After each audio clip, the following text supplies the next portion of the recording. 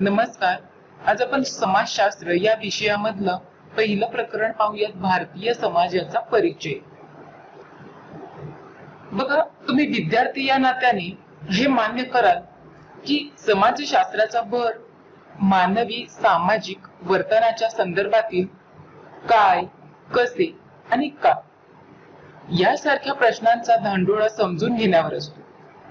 समाजशास्त्र हे भूतकाळ आणि वर्तमान काळामध्ये मानवी वर्तनावर प्रभाव पाडणारी विविध कारणे, परिस्थिती, घटना आणि क्रिया यांचं आकलन करत असते. आपण ज्या अनेक सामाजिक नातेसंबंधांमध्ये गुंतलेले असतो त्यानुसार आपले वर्तन हे आकार घेत असते. त्यामध्येच आपली विचारसरणी आणि कृती, प्राधान्यक्रम, आवडीनिवडी, पूर्वग्रह, श्रद्धा, आचार आणि दैनंदिन जीवनात आपण ज्यांचं अनुसरण करतो असे धार्मिक विधी यासारख्या अनेक गोष्टींचा समावेश आहे. उदाहरणार्थ, तुम्ही ज्या कुटुंबांमध्ये मोठे झालात त्या कुटुंबामध्ये सकाळी पूजा अर्चा करण्या अगोदर स्नान करण्याची शिस्त असेल तर तुम्ही ती शिस्त मोडत नाही. तसेच तुम्ही या शिस्तीचा प्रचार इतरांपुढे करण्याची शक्यता देखील मोठ्या प्रमाणावर असते. आपण दुसरे उदाहरण घेऊया. बघा, पुरुष आणि स्त्री यापैकी पुन्हा एकाला श्रेष्ठ मानण्याकडे तुमचा कल असेल तर त्यानुसार तयार झालेल्या तुमच्याच दृष्टिकोनाचा तुम्ही आग्रह धरता. भारतीय संस्कृतीचा उगम हजारो वर्षापूर्वीचा आहे. त्या काळी समाजशास्त्र नावाची स्वतंत्र ज्ञानशाखा अस्तित्वात आलेली नव्हती. तुम्हाला हे माहीतच आहे की समाजशास्त्र 19व्या शतकाच्या मध्यावधीस युरोपमध्ये उदयाला आलं. साहजिकच प्राचीन काळातील समाज जीवन आपल्याला कशाच्या आधारे समजतं असा प्रश्न तुम्हाला पडणं बरोबरच आहे. प्राचीन काळातील समाज जीवन समजून घेण्याचा प्रमुख स्रोत म्हणजे पुरातत्वज्ञ आणि इतिहास संशोधकांनी शोधून काढलेल्या पुराण वस्तू. त्याशिवाय प्रवास वर्णने, एखाद्या घटनेच्या प्रत्यक्षदर्शींनी केलेल्या नोंदी, चरित्र ग्रंथ, साहित्य, कोरलेल्या किंवा लिखित राजाज्ञा, दरबारी दप्तरे यासारखे लिखित पुरावे उपलब्ध असतात. पुराण वस्तू म्हणजे प्राचीन संस्कृतीची ओळख पटवून देणाऱ्या वैशिष्ट्यपूर्ण मानव निर्मित वस्तू. उदाहरणार्थ बघा, हत्यारे आणि अवजारे, भांडी, दागिने, कलावस्तू, शिल्पे, उत्खनित वस्तू, चित्रे, दफनस्थळे आणि समाधीस्थळे, नाणी, शस्त्रास्त्रे इत्यादी. त्याखेरीज मानवी अस्थी आणि प्राण्यांची हाडे, जीवाश्म, प्राचीन स्थळांचे भौगोलिक स्थान या गोष्टी देखील प्राचीन काळातील समाज जीवन समजून घेण्यासाठी उपयुक्त असतात. आधुनिक तंत्रज्ञानाच्या आधारे या प्राचीन अवशेषांचं वय निश्चित करणं आणि इतर गुणधर्मांचं विश्लेषण करता येतं. अशा पद्धतीने केलेल्या संशोधनातून प्राचीन समाजाचे पुनर्रचित चित्र उभं करता येतं आणि त्यातून दिसणाऱ्या विविध पैलूंच्या आधारे आपले प्राचीन संस्कृती विषयीचं आकलन स्पष्ट झालेलं आहे. एखाद्या हजारो वर्षापूर्वीच्या संस्कृतीचं वर्णन सारांशाने करणं ही अत्यंत कठीण अशी गोष्ट आहे. तरी देखील भारतीय संस्कृतीच्या ज्या विशिष्ट पैलूंमुळे भारतीय लोकांची जडणघडण झाली त्याबद्दल खूप काही शिकता येणं शक्य आहे. शिकण्याच्या सोयीसाठी पहिल्या प्रकरणाचं मूळ 3 उपघटकामध्ये तो विभागलेला आहे. ते 3 उपघटक कोणते बघा. त्यातला पहिला आहे प्राचीन आणि मध्ययुगीन भारत. प्राचीन आणि मध्ययुगीन भारत. दुसरा घटक म्हणजेच वसाहतकालीन भारत. वसाहतकालीन भारत. आणि तिसरा म्हणजे स्वातंत्र्योत्तर काळातील भारत. स्वातंत्र्योत्तर काळातील भारत. बघा, 21व्या शतकातील समाजशास्त्राचे विद्यार्थी या नात्याने बघा पुढे दिलेल्या माहितीचे धागेदोरे तुम्ही व्यवस्थित समजून घ्याल, त्याचं मर्म जाणून घ्याल, तसेच त्याची चिकित्सा देखील कराल अशी अपेक्षा आहे. अर्थातच हे करण्यासाठी ऐतिहासिक चौकटीतून उपलब्ध असलेल्या माहितीचा उपयोग करून घेणं, काही हजार वर्षाचा भूतकाळातला प्रवास करणं गरजेचं आहे. त्यातून हाती लागलेल्या काही वैशिष्ट्यपूर्ण पैलू आणि महत्वपूर्ण टप्प्यांच्या आधारे मानवी जीवन पद्धतीचे असंख्य प्रकार, सामाजिक पर्यावरणीय हितसंबंध, आचार पद्धती, धार्मिक विधी, झालेले अन्याय, चुका, मानवी स्थलांतरे, तसेच हे सर्व घडण्यासाठी आवश्यक असलेले घटक, याबद्दल तुम्हाला आश्चर्य वाटल्याखेरीज राहणार नाही. संमिश्र स्वरूपाच्या या माहितीच्या मंथनातून खूप काही हाती लागू शकतो. आपली भूतकाळासंबंधीची जाणीव आपला वर्तमान काळ घडवत असतो आणि त्यातूनच आपल्या विचारांची आणि वर्तणुकीची दिशा जी असते ती दिशा निश्चित होत असते. हे तर निसंशयच आहे. आपली जडणघडण कशी झाली आहे हे समजून घेत असताना जी नवी अंतर्दृष्टी तुम्हाला प्राप्त होईल त्या आधारे तुमचा उत्साह वाढेल, कारण तुम्हाला भूतकाळाकडून मिळालेला विविधांगी वारसा, तसेच तुमचे वर्तमान आणि नजीकच्या व दूरस्थ भविष्यकाळ या सर्वांची असंख्य पाळेमुळे किती खोलवर रुजलेली आहेत याचीच कल्पना तुम्हाला येईल. तर सर्वात आधी आपण प्राचीन आणि मध्ययुगीन भारत पाहूयात. बघा, प्राचीन आणि मध्ययुगीन भारतामध्ये आपण प्राचीन आणि मध्ययुगीन काळातला भारतीय समाज कसा होता हे जाणून घेणार आहोत. तर यामध्ये काही गोष्टींचा समावेश देखील आहे. तर त्या कोणत्या आहेत? पहिली म्हणजेच बघा, धार्मिक श्रद्धा प्रणाली आणि आचार. दुसरं म्हणजेच स्त्रियांचं समाजातलं स्थान, स्त्रियांचे समाजातील स्थान. तिसरं म्हणजेच शिक्षण पद्धती, शिक्षण पद्धती. चौथं आहे समाज जीवन, समाज जीवन. आणि पाचवं आहे ते म्हणजेच नागरीकरण. बघा, या सूत्ररूप गोष्टींचा आपण संक्षिप्त माहिती घेऊयात. पहिली पाहूयात धार्मिक श्रद्धा प्रणाली आणि आचार. सध्या उपलब्ध असलेल्या धार्मिक श्रद्धा प्रणाली आणि आचारासंबंधीचे साहित्य हे बहुस्तरीय आणि गुंतागुंतीचे आहे. हडप्पा संस्कृतीच्या उत्खननामधून मातीच्या विविध पुरुष आणि स्त्री मूर्ती मिळालेल्या आहेत. त्यात देवतांच्या मूर्ती आहेत असं सर्वसाधारणपणे समजलं जातं, परंतु तत्कालीन देवालये किंवा मूर्तीपूजा यांचा निश्चित पुरावा मिळालेला नाही. नंतरच्या वैदिक संस्कृतीमध्ये सूर्य, पर्जन्य, जल, वादळ अशा अनेक नैसर्गिक घटकांना देवता स्वरूप मानून त्यांची प्रार्थना केली जाईल. कालांतराने इंद्र, अग्नी यासारख्या देवांना महत्व प्राप्त झालं.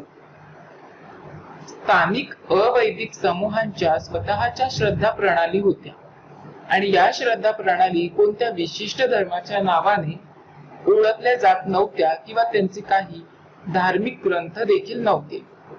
त्यामुळे त्यांच्या श्रद्धा प्रणालींची माहिती ही फक्त प्राचीन धर्मग्रंथांमधील संदर्भाच्या आधारे, मध्ययुगीन नोंदीमधून आणि वसाहतकालीन समूह विशिष्ट वर्णनांच्या आधारे मिळू शकतो. मानववंशशास्त्रज्ञांनी समूह विशिष्ट श्रद्धा प्रणालींचं वर्गीकरण भूत प्रेतांवरील श्रद्धा, अमानवी पूर्वजांवरील श्रद्धा यासारख्या शीर्षकांखाली केलं. त्या संबंधीची तपशीलवार माहिती आपण पुढच्या घटकामध्ये घेणारच आहोत. तत्पूर्वी बघा, मानवशास्त्र म्हणजे काय ते पाहूयात. युरोपीय नसलेल्या विदेशी समाज आणि संस्कृतीच्या अभ्यासाची गरज निर्माण झाल्यामुळे वसाहत काळामध्ये मानवशास्त्राचा उदय झाला. मानवशास्त्र हे भौतिक किंवा शारीरिक मानवशास्त्र व सामाजिक किंवा सांस्कृतिक मानवशास्त्र अशा दोन विस्तृत शाखांमध्ये विभागलं गेलं. वसाहतिक अभ्यासाचा भाग म्हणून मानवशास्त्राचे टीकाकार एडवर्ड सैड यांनी प्राच्य विद्या शाखेचा देखील अभ्यास केला. हिंदू जीवन पद्धतीच्या संदर्भातील श्रद्धा प्रणाली आणि धार्मिक आचार यांची माहिती अनेक वैदिक ग्रंथातून मिळते. त्यातील काही लिखित स्वरूपातील आहेत तर काही मौखिक परंपरेने जपलेले आहेत. त्यामध्ये वेद संहिता, उपवेद, वेदांगे, ब्राह्मण ग्रंथ, अरण्यके आणि महाकाव्ये यांचा देखील समावेश होतो. वैदिक संस्कृतीचा काळ, त्यामध्ये तो काळ बघा पूर्व वैदिक आणि उत्तर वैदिक अशा दोन कालखंडामध्ये विभागलेला आहे. कारण या दोन कालखंडांच्या दरम्यान अनेक बदल घडून आलेले आहेत. तर त्या बदलांची चर्चा आपण करणार आहोत. बघा, पुराणे आणि धर्मशास्त्रावरील ग्रंथांमधून हिंदूंच्या आचार पद्धतीचे आणि सामाजिक वर्तनाच्या नियमांचं वर्णन केलेलं आहे. हे नियम कर्म सिद्धांत यावर आधारलेले आहे. त्यालाच कार्यकारण परंपरेचा सिद्धांत असं देखील म्हटलं जातं. करावे तसे भरावे किमान तुम्हाला माहीतच असेल. जन्म मृत्यूच्या चक्रावर हिंदूंचा विश्वास असतो. त्यानुसार व्यक्तीच्या एका जन्मातील कर्मसंचित पुढील जन्मांचा आलेख निश्चित करतो. जीवात्मा हा मोक्ष प्राप्ती होईपर्यंत पुन्हा पुन्हा जन्म आणि पुन्हा पुन्हा मृत्यू या चक्रामध्ये अडकलेला असतो. हिंदू व्यक्तीच्या आयुष्यात 4 पुरुषार्थ महत्वाचे मानलेले आहेत. विविध अभ्यासक आणि संशोधक यांनी मांडलेल्या मतानुसार पूर्व वैदिक काळातील समाज हा व्यवसायाधिष्ठित सामाजिक वर्णन पद्धतीच्या बाबतीत ताठर नव्हता. मात्र काही काळाने वर्णन पद्धतीत अधिकाधिक ताठर सीमा निर्माण झाल्या आणि जाती व्यवस्था निर्माण झाली. तिचं रूपांतर उच्च नीचतेच्या स्तरामध्ये विभागलेल्या रचनेत झालं. पुरोहित वर्गांचं वर्चस्व असलेल्या आणि पवित्र व अपवित्र या कल्पनांवर आधारलेल्या जाती व्यवस्थेत स्तरांची ही उतरण खोलवर रुजत गेली आणि याचा अर्थ जातीच्या अंतर्गत विवाहाची सक्ती, धार्मिक आचारविधींना प्रमाणबाहेर महत्व आणि जाती जातीमधील सीमा अत्यंत कडक होत गेल्या. याच पार्श्वभूमीवर महावीर वर्धमान आणि गौतम बुद्ध यांनी वेद प्रामाण्याला आणि पुरोहितांच्या वर्चस्वाला विरोध करणाऱ्या नवीन तत्वज्ञानाची शिकवण लोकांना दिली. दोघांचा जन्म क्षत्रिय कुळामध्ये झाला असला तरी त्यांनी यज्ञविधींना प्राप्त झालेले अत्याधिक महत्व आणि पशुबळीची प्रथा तसेच सामाजिक उतरंड या गोष्टींना विरोध केला. त्यांचे तत्वज्ञान भारतीय परंपरेत बौद्ध धर्म आणि जैन धर्म म्हणून रूढ झाले. जैन धर्माची परंपरा अत्यंत प्राचीन असल्याचं समजलं जातं. जैन परंपरेत एकूण 24 तीर्थकार होऊन गेले. वर्धमान हे 24वे तीर्थकर होते. हिंदू परंपरेप्रमाणेच जैन परंपरेत देखील कर्म सिद्धांताला मान्यता आहे. मात्र अहिंसा आणि तपस या दोन तत्वांना जैन जीवन पद्धतीत अत्यंत महत्व आहे. वर्धमान महावीरांनी त्यांच्या उपदेशात देव या संकल्पनेचा समावेश केलेला नाही. त्यांनी निर्वाण या तत्वावर भर दिला.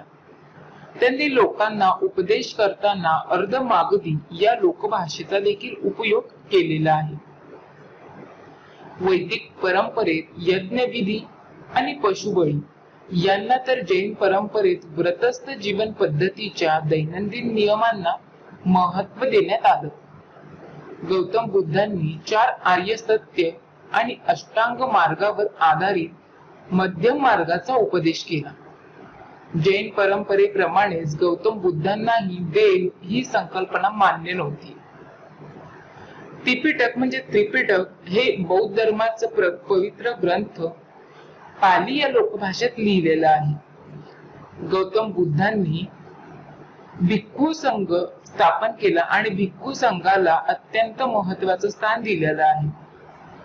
व्यक्तिगत आणि सामाजिक पुनरुत्थानासाठी आवश्यक अशी पार्श्वभूमी निर्माण करणं हे भिक्खू आणि भिक्खू संघाचं महत्त्वाचं कार्य होतं। जैन आणि बौद्ध धर्मांकडे प्रस्थापित धर्माला विरोध करणारे बंडखोर धर्म म्हणून पाहिले जातात। या दोन्ही धर्मांनी समाजाच्या सर्व थरांतील व्यक्तींना प्रवेश दिला, त्यामुळे मोक्षाचा हक्क समाजातील विशिष्ट वर्गापुरताच मर्यादित राहिला नाही। जैन धर्माच्या तुलनेत बौद्ध धर्मामधील नियम हे सौम्य होते, त्यामुळे बौद्ध धर्माकडे लोक मोठ्या संख्येने आकृष्ट झाले। बौद्ध धर्माचा प्रसार दूरवर झाला। मौर्य सम्राट अशोकाच्या आश्रयामुळे त्याचा प्रसार भारताच्या सीमा ओलांडून तिबेट, चीन, मंगोलिया, म्यानमार, जावा, सुमात्रा, श्रीलंका अशा बाहेरील अनेक प्रदेशांमध्ये झाला। आज देखील या प्रदेशांमधील लोकांच्या दृष्टीने भारत ही त्यांच्या धर्माच्या उगमाची भूमी म्हणून पवित्र आहे। ज्या व्यक्तींनी बौद्ध भिक्खू आणि भिक्खूंची दीक्षा स्वीकारली त्यांच्यासाठी बौद्ध संघाची स्थापना करण्यात आली। बौद्ध धर्मामध्ये व्यक्तींच्या नैतिक उन्नतीला आणि त्यावर आधारित जीवन पद्धतीला महत्त्वाचं स्थान देण्यात आलेलं आहे। त्यामध्ये दानवृत्ती, स्वार्थ त्याग, संयम, विचार आणि कृतींमधील अहिंसा या गुणांनी युक्त अशा आचारावर भर देण्यात आलेला आहे। उपनिषदांमध्ये या गुणांवर भर दिलेला आहे आणि हे गुण बौद्धिक उपनिषदांमध्ये बौद्ध जीवन पद्धतीमध्ये मोठ्या प्रमाणावर आचरणात आणले जातात। कालांतराने जैन आणि बौद्ध या दोन्ही धर्मांमध्ये स्वतंत्र पंथ निर्माण झाले। बौद्ध धर्मातील हिनायान म्हणजे छोट वाहन पंथामधील अनुयायी मूळ नियमांचं पालन काटेकोरपणे करत असल्यामुळे त्यांची संख्या महायान पंथांच्या अनुयायांच्या तुलनेने कमी होती।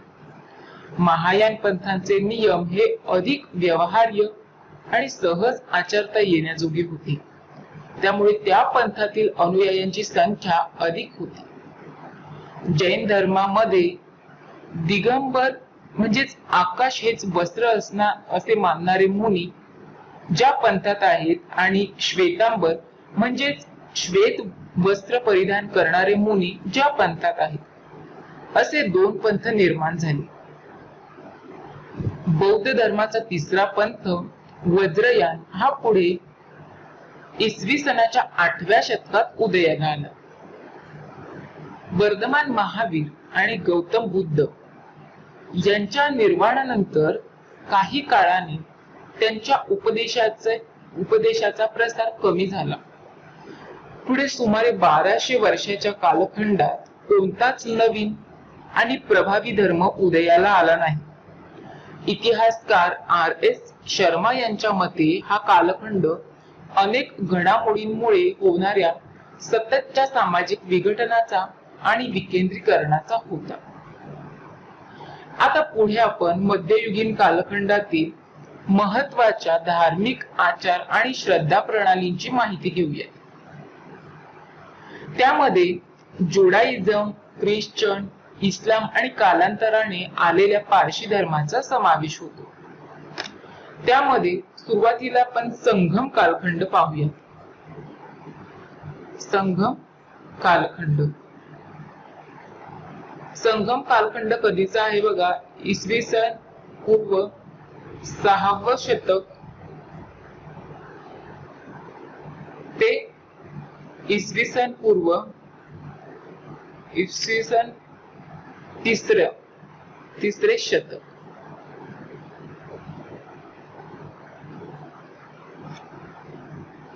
तर बघा अशा प्रकारचा हा संगम कालखंड आहे. 6वे शतक आणि 3रे शतक. बघा हा दक्षिण भारतातला म्हणजेच साधारणपणे आजचं तमिळनाडू आणि केरळ या राज्यांचा प्रदेश प्राचीन इतिहासाचा काळ आहे. या काळाला प्राचीन इतिहासाचा काळ असं म्हटलं जातं किंवा या काळाला प्राचीन तमिळ कवी आणि साहित्यिकांच्या मदुराईतील संघामुळे संगम कालखंड असं देखील म्हटलं जातं. या कालखंडात समाजावरील धर्माचा पगडा फार तीव्र नव्हता. लोकांचे धार्मिक आचरण विविध प्रकारचे विधी आणि भक्ती या दोन्हींवर आधारलेलं होतं. धार्मिक विधी भूतप्रेतादी आणि तत्सम स्वरूपाच्या देवतांच्या उपासनेशी संबंधित होतं. तसेच वृक्ष, दगड, जल, प्राणी, तारे आणि ग्रह यांना देखील देवता स्वरूप मानून त्यांची पूजा केली जायची. संगम काळातील लोकांना काही आध्यात्मिक आणि तात्विक सत्यांची जाणीव होती. जीवरूपी चैतन्य हे शरीराहून भिन्न असतं असं ते समजत असायचे आणि त्यानुसार चैतन्यरूपी जीवाचे स्वतःचे स्वतंत्र अस्तित्व असते, परंतु त्याखेरीज असलेल्या शरीराला अस्तित्व नसते. समकालीन लोकांचे पूर्वज पूजा, पुनर्जन्म यासारख्या गोष्टींभोवती गुंफले गेलेले तत्वज्ञान मृत्यू आणि मृत्यूनंतरचे जीवन यांचा विचार करणारे होते. काही अभ्यासकांच्या मते बघा पारशी धर्माचा उगम वैदिक काळाच्या देखील पूर्वीचा आहे. या धर्माचे मूळ मध्य पूर्वेच्या प्रदेशात आहे. या धर्माच्या अनुयायांचा धार्मिक छळ हा होत होता, म्हणूनच त्यांनी स्थलांतर केलं आणि ते भारताच्या पश्चिम किनाऱ्यावर गुजरात मध्ये पोहोचले आणि ते तेथे स्थिरावले. तेथील संस्कृतीत मिसळले. बाहेरून आलेल्या लोकांमध्ये फक्त पारशी समाजाचे लोक असे आहेत की जे अजूनही त्यांच्या समाजाबाहेरच्या व्यक्तीशी सहसा लग्न करत नाहीत. पारशी धर्म बाहेरील व्यक्तींना आपल्या धर्मात घेण्यास परवानगी देत नाही. तसेच त्यांच्या आगेरीत पारशी व्यक्तींखेरीज इतरांना प्रवेश करण्यास बंदी असते. बाहेरून भारतात आलेल्या धर्माच्या अनुयायांपैकी ज्यू धर्माचे लोक हे सर्वप्रथम होत असे मानले जाते आणि ते हिब्रू राजा सॉलेमन यांच्या बरोबर व्यापारासाठी भारतात आले. कोची मधील ज्यू लोकांनी ज्यू धर्माचा स्वीकार केला आणि त्यांना कोची ज्यू असं नाव मिळालं.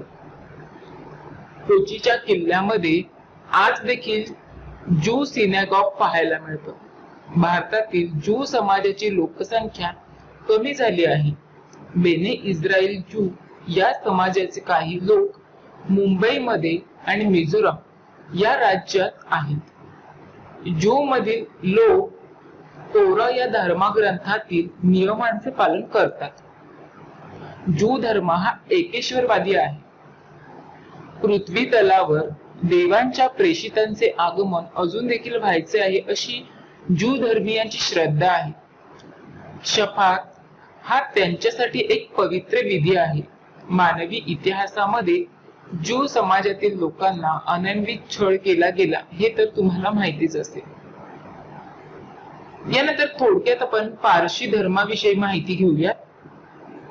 बघा पारशी धर्म जो आहे हा जगातील प्राचीन धर्मांपैकी एक आणि आस्थागय टिकून राहिलेला धर्म आहे. चांगले आणि वाईट अशा ध्रुवीय संकल्पना या धर्माच्या मध्यवर्ती आहेत. उदाहरणार्थ स्वर्ग आणि नरक. अवेस्ता हा या धर्माचा पवित्र ग्रंथ आहे. त्यामध्ये अहुर मज हा विश्वाचा निर्माता असून आशा म्हणजे वैश्विक सत्याचा उगम त्याच्यापासून होतो असं म्हटलेलं आहे. अग्नी आणि जल ही दोन तत्वे शुद्धतेची माध्यमे आहेत. अग्यारी म्हणजे अग्नी मंदिर हे पारशी धर्माचे पूजास्थान असतं. इराणहून गुजरात मधील नवसारी येथे येताना पारशी पुरोहितांनी स्वतः बरोबरच पवित्र अग्नी आणला. स्वतःची मूळ सांस्कृतिक ओळख हरवून न देता संख्याबळ उत्तरोत्तर कमी होत असताना देखील पारशी समाजाने भारतीय जनजीवनाच्या सर्व क्षेत्रांमध्ये महत्वाची कामगिरी बजावली आहे. Dadabhai Naoroji, Pherozeshah Mehta, field marshal Sam Manekshaw, maestro Zubin Mehta ही पारशी समाजातील काही प्रसिद्ध व्यक्तिमत्व आहेत. तसेच भारतातील आधुनिक उद्योगांची उभारणी करण्यामध्ये टाटा, गोदरेज आणि वाडिया या पारशी कुटुंबाची कामगिरी फारच मोलाची आहे. भारताला आण्विक सत्ता म्हणून ओळख मिळवून देण्यामध्ये डॉक्टर होमी भाभा यांचा सहभाग महत्वाचा होता. नाना पालखीवाला, सोली सोराबजी आणि फली नरिमान यासारख्या सुप्रसिद्ध कायदे पंडितांनी भारतीय समाजाला कायद्याची ओळख करून दिली. बघा, अशा प्रकारची ही पारशी धर्माबद्दलची थोडक्यात माहिती आपण पाहिली. अनेक शतके ज्यू लोकांनी त्यांची स्वतःची भूमी नव्हती आणि त्यामुळे ते वेगवेगळ्या खंडांमध्ये विखुरलेले होते. त्यांनी स्वतःची म्हणून म्हणण्याजोगी भूमी, स्वतःचा देश इस्रायल मिळवण्यासाठी 20वे शतक उजडावं लागलं आणि त्यासाठी त्यांना राजकीय संघर्ष देखील करावा लागला. इसवी सनाच्या पहिल्या शतकात येशू ख्रिस्त यांचे शिष्य सेंट थॉमस हे त्यांच्या सोबत दक्षिण भारतातील मलबारच्या किनाऱ्यावर ख्रिश्चन धर्म घेऊन आले. येशू ख्रिस्तांच्या अनुयायांना ख्रिश्चन म्हणून ओळखण्यात येऊ लागले. सेंट थॉमस यांच्या मलबार मधील स्थानिक अनुयायांना सिरियन ख्रिश्चन म्हटलं जाऊ लागलं. ख्रिश्चन धर्म देखील ज्यू धर्माप्रमाणेच एकेश्वरवादी आहे आणि त्यांच्या जीवनाबद्दलचा दृष्टिकोन एकरेषीय आहे. म्हणजेच प्रत्येकाला एकच जन्म मिळतो आणि त्या जन्मातील त्यांच्या वर्तणुकीच्या आधारे त्यांना स्वर्गामध्ये प्रवेश मिळेल की नाही याचा निवाडा केला जातो. हा विचार त्यांच्या श्रद्धा प्रणालींच्या मुळाशी असतो. प्रेम हे ख्रिश्चन धर्माचे पायाभूत तत्व आहे आणि सर्व ख्रिश्चन धर्मीयांच्या मनात प्रेषित येशू ख्रिस्तांचा मृत्यू आणि पुनरुत्थान यांच्याबद्दल विश्वास असतो. वसाहतवादी काळामध्ये ख्रिश्चन धर्माचा भारतामध्ये लक्षणीय प्रभाव होता.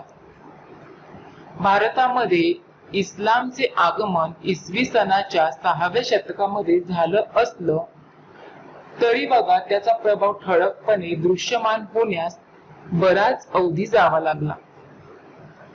ज्यू आणि ख्रिश्चन या धर्मांप्रमाणेच इस्लाम हा धर्म देखील एकेश्वरवादी आहे आणि पवित्र कुराण हा ग्रंथ इस्लामच्या श्रद्धा प्रणालीचा स्रोत आहे. मध्ययुगामध्ये इस्लामचा प्रसार दूरवर झाला. अनेक मुस्लिम सत्ताधीशांनी इस्लामचा प्रसार करण्याचं कार्य केलं. दिल्लीच्या इस्लामिक सत्तांनी एक मोठं साम्राज्य देखील उभं केलं आणि 5 मुस्लिम राजघराण्यांनी दिल्लीमधून सुमारे 320 वर्ष राज्य केलं. अकबर बादशहाने इसवी सन 1579 मध्ये नैतिक तर्कवादाच्या आधारावर दीन इलाही या नवीन धर्माची स्थापना केली. तसेच सर्व धर्मांच्या तत्वज्ञानाचं मंथन करून त्यातून पुढे आलेल्या वैश्विक सहिष्णुता या तत्वाच्या आधारावर अकबर बादशहाने या धर्माची उभारणी केलेली होती. या धर्म पद्धतीमध्ये पुरोहित धर्म, धर्मगुरू, धार्मिक विधी, श्रद्धा प्रणाली आणि धर्मग्रंथ यापैकी काही नव्हते. विविध पवित्र ग्रंथातील शिकवणीचे सार या धर्मामध्ये होते. ख्रिश्चन, मुस्लिम आणि ज्यू अशा विविध धर्मांच्या लोकांशी स्थानिकांच्या आलेल्या सामाजिक संबंधातून धर्मांतरे झाली. ख्रिश्चन धर्म प्रचारक त्यांच्या शैक्षणिक आणि सामाजिक सेवेसाठी ओळखले जातात. या सेवा देत असताना त्यांनी लिंग, जात, धर्म, समाज असा भेदभाव केला नाही. शीख धर्माचा उदय 15व्या शतकामध्ये झाला. गुरु नानक यांनी शीख धर्माची स्थापना केली. त्यांचा प्रसार सुरुवातीला पंजाब मध्ये झाला. या धर्मामध्ये जातीवर आधारित उच्च नीचतेला स्थान नव्हतं. धर्म आणि इतर सामाजिक क्षेत्रात प्रत्येकाच्या समानतेला शीख धर्मामध्ये मान्यता होती. शिखांच्या 10 गुरूंनी केलेला उपदेश हा शीख धर्मीयांच्या श्रद्धा प्रणालीचा पाया आहे. श्री गुरु ग्रंथ साहिब हा त्यांचा पवित्र ग्रंथ आहे. सार्वजनिक स्वयंपाकघराला पंजाबी भाषेमध्ये लंगर म्हणतात. 16व्या शतकातील संस्थापक गुरूंनी लंगरला संस्थात्मक रूप दिले. लंगरचे संस्थात्मक स्वरूप हे दान आणि समानता या तत्वाचे एकमेव द्वितीय असं प्रतीक आहे. जिथे जात पात, वय, स्त्री पुरुष, सामाजिक प्रतिष्ठा असा कोणताही भेदभाव न करता येणाऱ्या प्रत्येक व्यक्तीला शाकाहारी भोजन पुरवलं जातं. सर्व शीख गुरुद्वारांमध्ये लंगर असते. तिथे काम करणाऱ्या स्वयंसेवकांना सेवादार असं म्हटलं जातं. अभ्यक्तांशी त्यांची वर्तणूक सौजन्य, काळजी आणि अगत्य या तिन्ही गोष्टींनी युक्त अशी असते. भेदाभेदाच्या पार्श्वभूमीवर मध्ययुगीन कालखंडात भक्ती तत्वाला प्राधान्य देणाऱ्या चळवळी उदयाला आल्या. हिंदू धर्म पद्धतीत त्यामुळे मोठ्या प्रमाणावर बदल घडून आले आणि या बदलांमधून समाजाच्या सर्व जातींमधील आणि स्तरांमधील लोकांना सामावून घेणारे भक्तिपंथ भारतातील विविध प्रदेशांमध्ये उदयाला आले.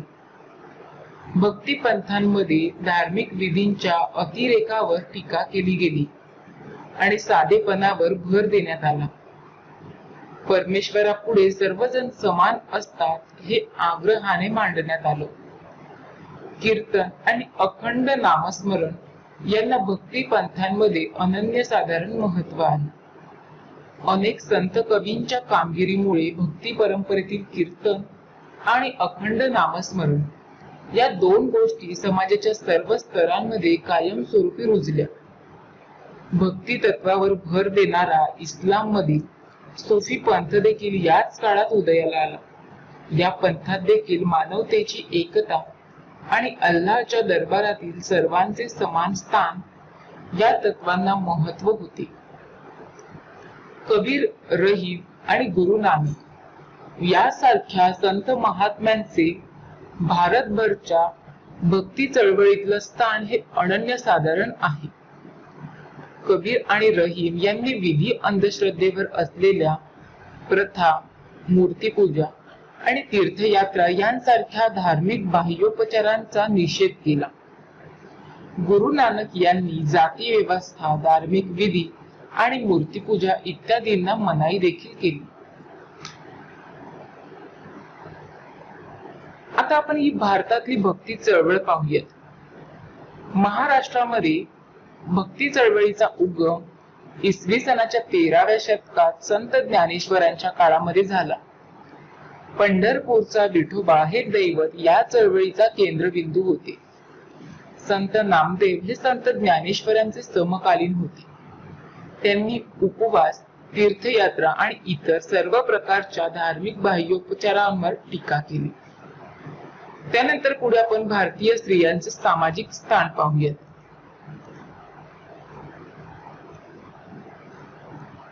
भारतीय स्त्रियांचे सामाजिक स्थान.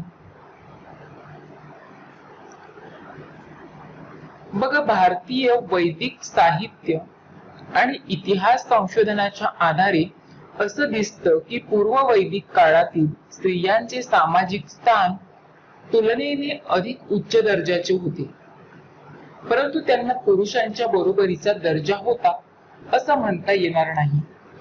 त्या काळी पितृप्रधान समाज व्यवस्था होती आणि आज देखील ती तशीच आहे. पूर्व वैदिक काळातील स्त्रियांना वेदांचे शिक्षण घेण्याची मुभा होती. त्यांना उपनयन संस्कारांचा अधिकार होता. त्यामुळे त्यांना गुरुगृही राहून शिक्षण घेता येत असायचं. ऋग्वेदांमध्ये वेदविद्या प्राप्त केलेल्या स्त्रियांना अत्यंत मानाचं स्थान होतं. अशा स्त्रियांचे 2 प्रकार ऋग्वेदामध्ये सांगितलेले आहेत. पहिला प्रकार म्हणजे सद्यवधू. बघा, पहिला प्रकार म्हणजे कोणता, तर सद्यवधू हा प्रकार सांगितलेला आहे. सद्यवधू म्हणजेच उपनयनाचा संस्कार पूर्ण होताच गुरुगृही न जाता विवाह होऊन सासरी पाठवल्या गेलेल्या मुली. आणि दुसरा प्रकार म्हणजेच कोणता, तर ब्राह्मवादिनी. ब्राह्मवादिनी बघा, ब्राह्मवादिनी म्हणजेच उपनयनाचा संस्कार प्राप्त झाल्यानंतर वेदांचं शिक्षण घेऊन वेदविद्येत पारंगत झालेल्या स्त्रिया. त्या आजन्म अविवाहित राहून वेदांचं अध्ययन आणि अध्यापन करत असतात. स्त्रियांना वेद आणि वेदांच्या स्पष्टीकरणाशी निगडीत असलेली वेदांगी या दोन्हीचं शिक्षण दिलं जात असे. आणि नंतर मात्र स्त्रियांचं शिक्षण फक्त धार्मिक स्तवने आणि कविता यांच्या पुरतं मर्यादित झालं. वेद आणि उपनिषदांचं ज्ञान प्राप्त केलेल्या स्त्रियांमध्ये आपला घोषा, लोपामुद्रा, गार्गी, मैत्रेयी अशा काही पंडिता विशेष नावाजलेल्या देखील होत्या. तत्कालीन समाजामध्ये स्त्रियांची भूमिका समाजोपयोगी आणि अर्थोत्पादक समजली जात होती. त्यांना विद्य या नावाने ओळखल्या जाणाऱ्या सामाजिक सभांमध्ये सहभागी होता येत असायचं. त्यांना आयुष्यभर आयुष्याचा जोडीदार स्वतः निवडण्याची मुभा देखील होती. विवाह हा एक पवित्र संस्कार मानला जाईल आणि तो मोडण्यास देखील मान्यता नव्हती. मात्र स्त्रीने विवाह केलाच पाहिजे अशी सक्ती देखील नव्हती. एक पत्नीत्वाला प्राधान्य होतं. उपनिषदांमध्ये अनुमोल विवाह म्हणजेच उच्च वर्णाच्या वरचा कनिष्ठ दर्जाच्या वर्णातील वधूशी विवाह. अनुमोल विवाह म्हणजेच काय, तर उच्च वर्णाच्या वराचा कनिष्ठ दर्जाच्या वर्णातील वधूशी विवाह. आणि प्रतिलोम विवाह म्हणजे काय, तर उच्च वर्णातील वधूचा कनिष्ठ वर्णातील वराशी विवाह. या प्रकारांचा उल्लेख आढळतो. उत्तर वैदिक काळात जाती व्यवस्था आणि पुरोहित वर्गाचं वर्चस्व समाजामध्ये खोलवर रुजले. काळाबरोबरच जाती जातींमधील भेद अधिक कडक होत गेले. जाती व्यवस्थेमधील विषमता देखील वाढत गेली आणि या घडामोडींमध्ये स्त्रियांचा दर्जा अधिकच खालावत गेला. स्त्रियांना शिक्षणाचा अधिकार नाकारला गेल्यामुळे त्यांचा उपनयनाचा व गुरुकुलात राहून शिकण्याचा अधिकार देखील संपुष्टामध्ये आला. विवाह हा एकमेव संस्कार आणि बालवयातील विवाह हेच स्त्रियांचं वास्तव ठरलं. आतापर्यंत बघा, तुम्ही याची नोंद घेतलीच असेल की पूर्व वैदिक काळात सामाजिक आणि कायदेशीर हक्कांच्या दृष्टीने स्त्रियांचं स्थान उत्तर वैदिक काळाशी तुलना केली असता अधिक मानाचं होतं. परंतु तेव्हा देखील ते पुरुषांच्या बरोबरीचं नव्हतंच. स्थावर संपत्तीवर त्यांना अधिकार नव्हता.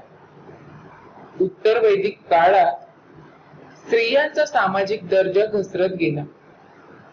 स्त्रिया फक्त घरगुती कर्तव्याशी बांधल्या गेल्या आणि सामाजिक सभांमधून त्यांनी सहभागी होणं वर्ज्य करण्यात आलं.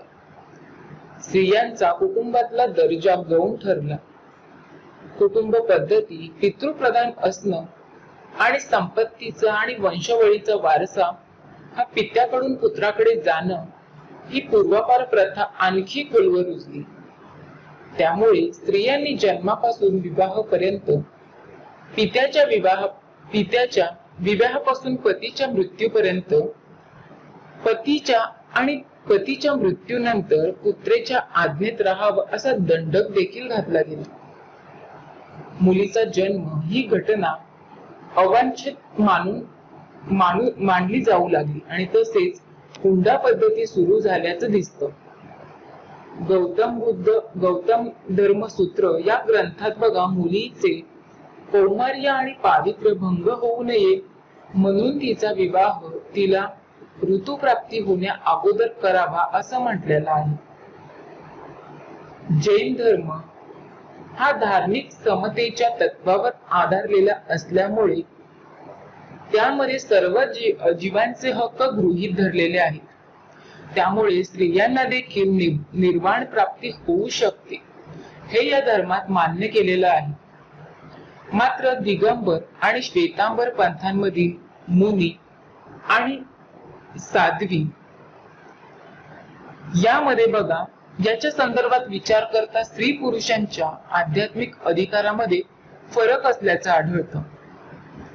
श्वेतांबर पंथांमध्ये अनेक आदरणीय स्त्रियांच्या कामगिरीची देखील दखल घेतलेली आहे. जैन धर्मातील 16 सती या सर्व स्त्रियांसाठी आदर्शवत आणि अनुकरणीय मानलेल्या आहेत. मात्र जैन संघातील साध्वीसाठी असलेले आचरणाचे नियम हे मुलींसाठी असलेल्या नियमांपेक्षा निराळे असतात. असे असले तरी तीर्थकारांच्या मतांना देवता स्वरूप मानून संतती, संपत्ती आणि आरोग्य यासारख्या इच्छांच्या पूर्तीसाठी त्यांची पूजा केली जाते.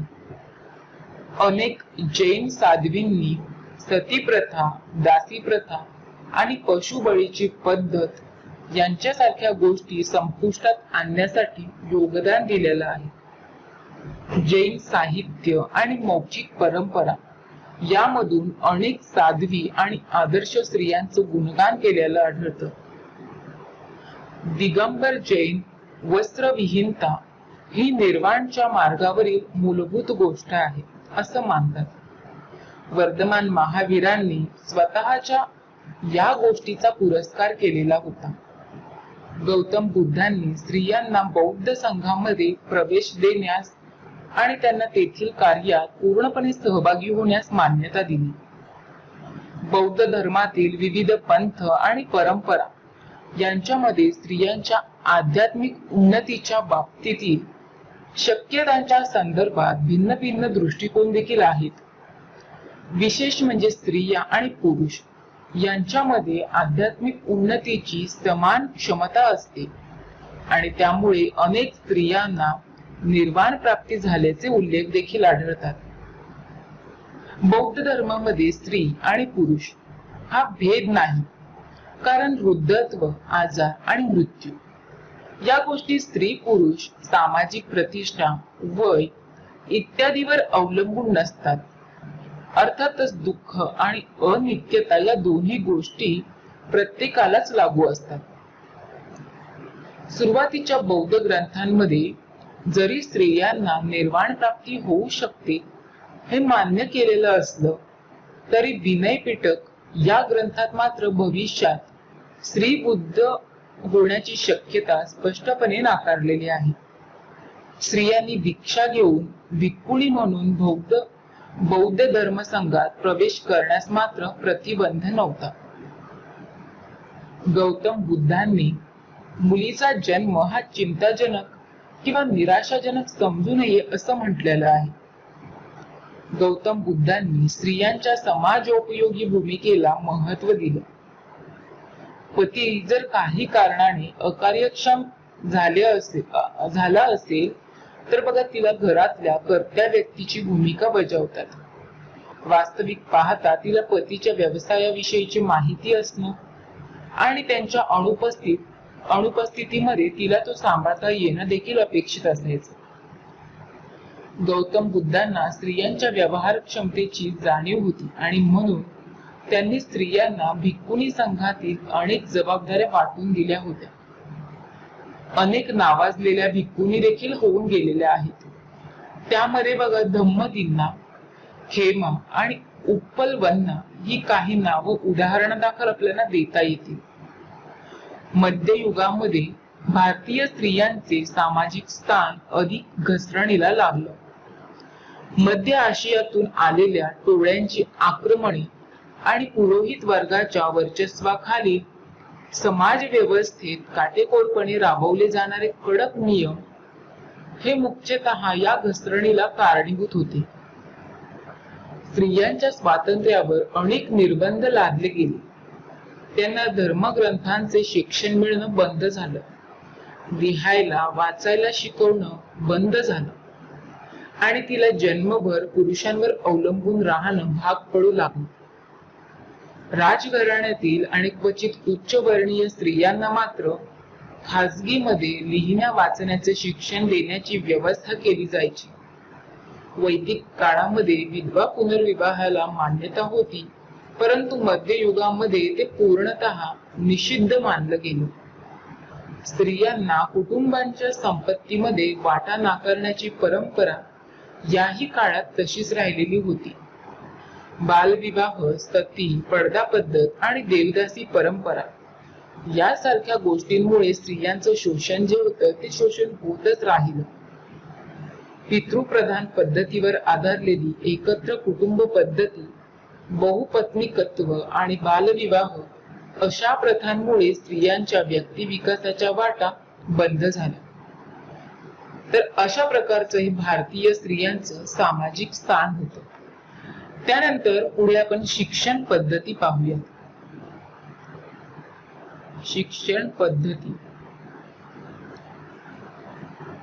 बघा, हडप्पा संस्कृतीच्या मुद्रांवरील लेखांच्या आधारे हे स्पष्ट होतं की या संस्कृतीचे लोक लिपीचा वापर करत होते. घरगुती वापराच्या काही वस्तूंवर देखील हडप्पा लिपीतील लेख मिळालेले आहेत. वैदिक काळात वैदिक ग्रंथांचं अध्यापन केलं जायचं. वैदिक साहित्य हे संस्कृत मध्ये होतं, मात्र संस्कृत ही लोकभाषा नव्हती.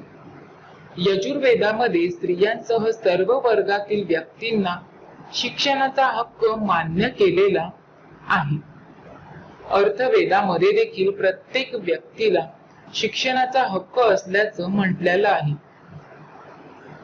वैदिक शिक्षणासाठी गुरुकुलात प्रवेश करण्यापूर्वी ब्राह्मण, क्षत्रिय आणि वैश्य या 3 वर्णातील विद्यार्थ्यांवर उपनयनाचा संस्कार होणं आवश्यक असे. जोपर्यंत त्यांचं वास्तव्य गुरुगृही असते तोपर्यंत त्यांना ब्राह्मणचर्याचं पालन करावे लागेल.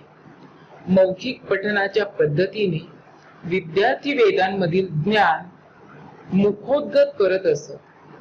मौखिक पठनाच्या या पद्धतीत शुद्ध आणि स्पष्ट उच्चारणावर पूर्ण भर दिलेला असायचा. तल्लख बुद्धी आणि व्यक्तिमत्व यांचा विकास ही या शिक्षणाची दुहेरी उद्दिष्ट होती. बहुतेक अभ्यासकांच्या मते वैदिक काळात लेखन कला माहीत नव्हती.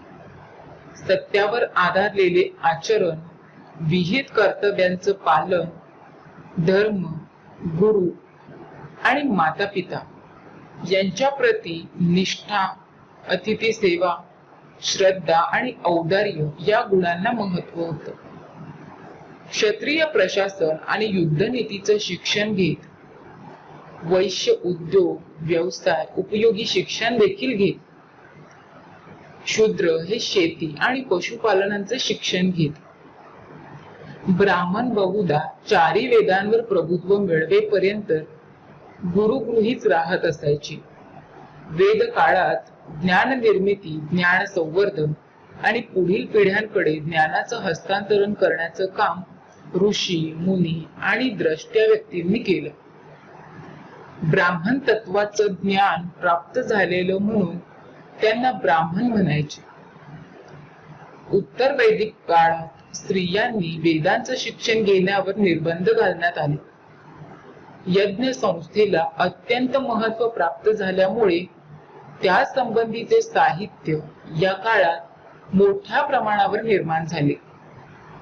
साहजिकच यज्ञ संस्था हा या काळातील वैदिक शिक्षणाचा केंद्रबिंदू होता. इसवी सनापूर्वीच्या पहिल्या सहस्त्रकात भारतातील पहिल्या जनपदांचा उदय झाला आणि नंतरच्या काळात या जनपदांच्या विस्तारवादी धोरणामुळे जनपदांमध्ये सत्ता संघर्षाचा काळ निर्माण झाला. जनपदांचं विघटन, जनपदांच्या अनेक प्रमुखांना सत्ता देखील गमवावी लागणं यासारख्या गोष्टींमुळे असुरक्षितता निर्माण झाली आणि त्यातूनच निर्माण झालेल्या निराशाजनक वातावरणातून मोक्ष प्राप्तीसाठी विरक्तीवर आधारलेला तापसी जीवनाचा मार्ग अनेकांनी अवलंबला असावा. हा मार्ग वेद काळात देखील माहीत असला तरी उपनिषदांमध्ये त्याची सखोल चर्चा देखील केलेली आढळते. या ठिकाणी हे नमूद करायला हवं की उपनिषदांच्या काळापर्यंत तपस्वी व्यक्तींनी केलेल्या उपदेशातून तसेच उपनिषदावरील चर्चा आणि खंडन मंडनाच्या द्वारे या मार्गाचा प्रसार झाला होता. या चर्चांच्या आधारे तात्विक शक्यतांचा विचार सुरू झाला आणि भारताच्या पूर्वेकडील प्रदेशांमधून यज्ञापेक्षा मानवी कल्याणावर भर देणाऱ्या आणि ईश्वराच्या अस्तित्वाचा विचार करणाऱ्या तत्वज्ञानांच्या प्रणाली उदयाला आल्या. श्रमण आणि परिव्राजक यांसारखे आध्यात्मिक आणि आध्यात्मिक नेतृत्व करणारे पंथ देखील अस्तित्वात आले आणि या नव्या पंथांनी वेद प्रामाण्य आणि वैदिक पुरोहितांचे वर्चस्व अमान्य केले. मात्र आत्म्याचं चिरंतन, अस्तित्व आणि पुनर्जन्म तसेच कर्म सिद्धांत त्यांना मान्य होता. यज्ञाविधींचा अविभाज्य भाग असलेला पशुबळी त्यांना अमान्य होता.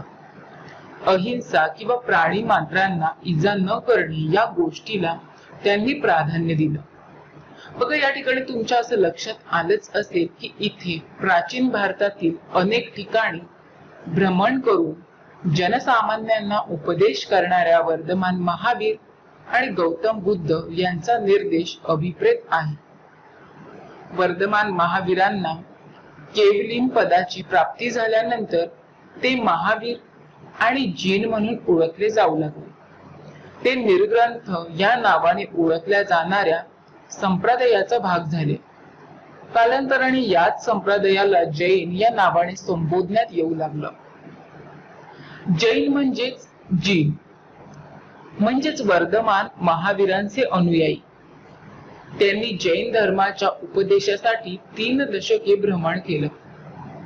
त्यांच्या आणि गौतम बुद्धांच्या उपदेशामध्ये काही फरक होते. गौतम बुद्धांची तत्व प्रणाली त्यांच्या प्रदेशातील स्थानिक श्रद्धा प्रणालीतील मूलभूत तत्वांशी नाते सांगणारी होती. उदाहरणार्थ तत्कालीन चैत्य हे पृथ्वी तत्व आणि भूतमात्रांची स्थानके असल्याचं मानलं जायचं.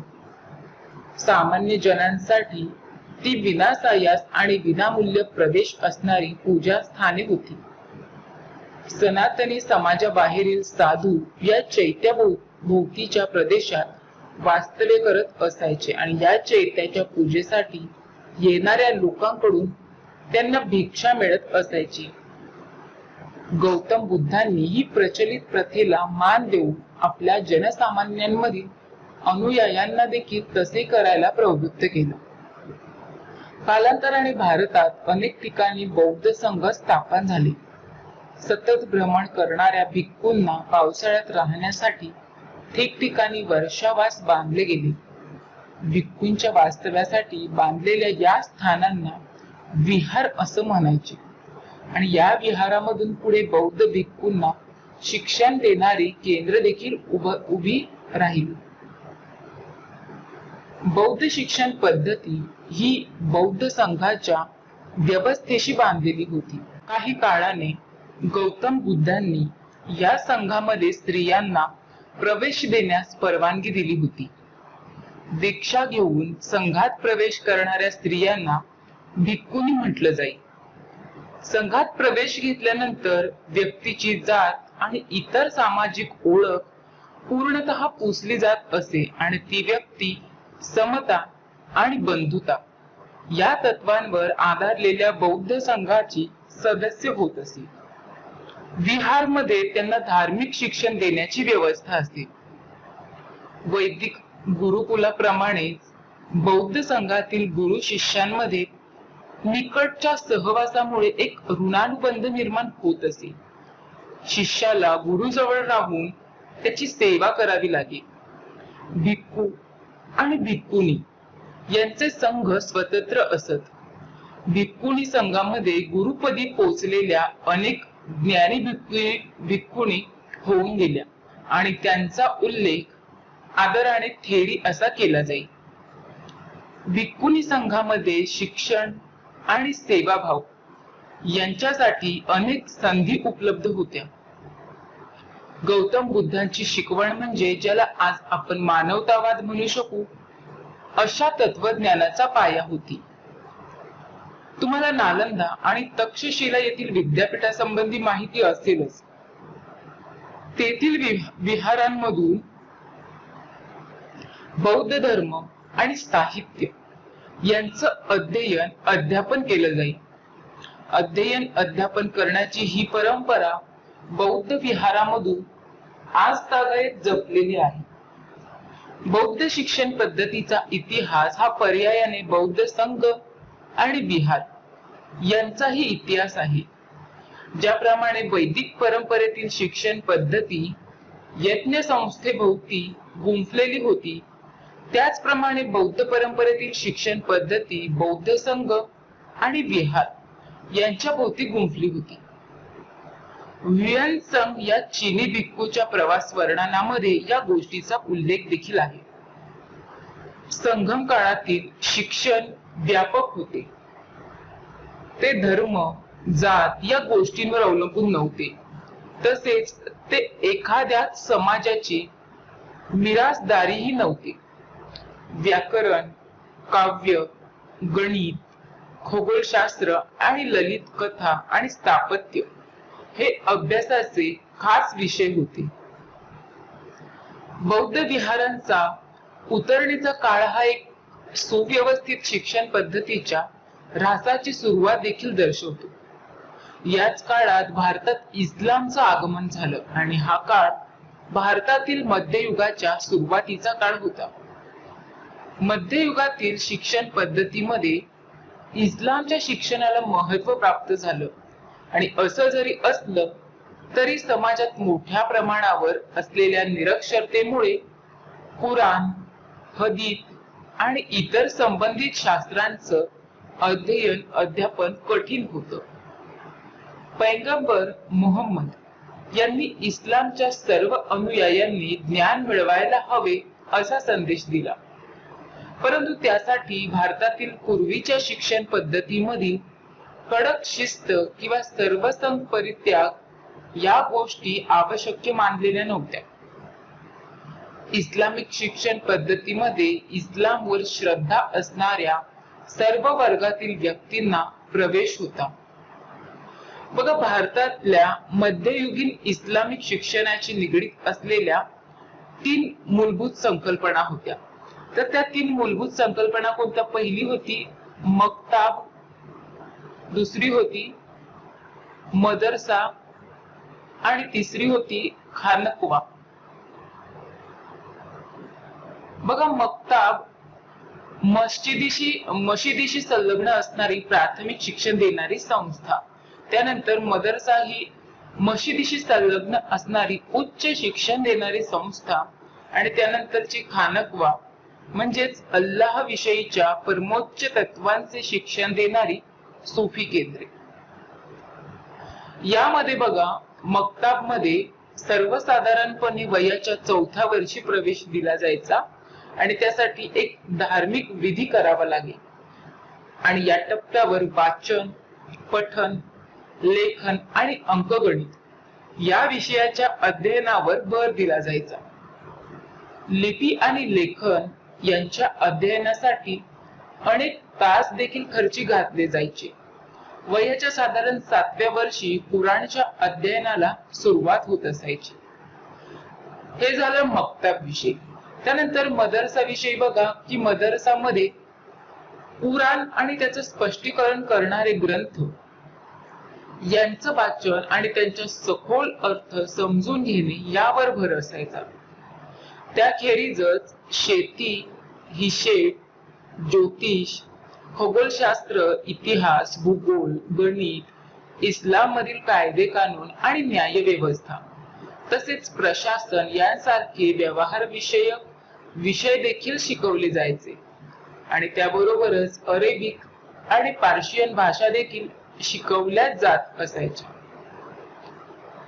अकबर बादशाह याचा वजी सुप्रसिद्ध विद्वान अब्दुल फज याने नमूद केल्यानुसार अकबर बादशाह यांनी मदरशामध्ये शिकण्यास येणाऱ्या हिंदू विद्यार्थ्यांसाठी संस्कृत भाषा आणि उपनिषदांसारखे ग्रंथ यांच्या अध्ययनाची तजवीज केलेली होती.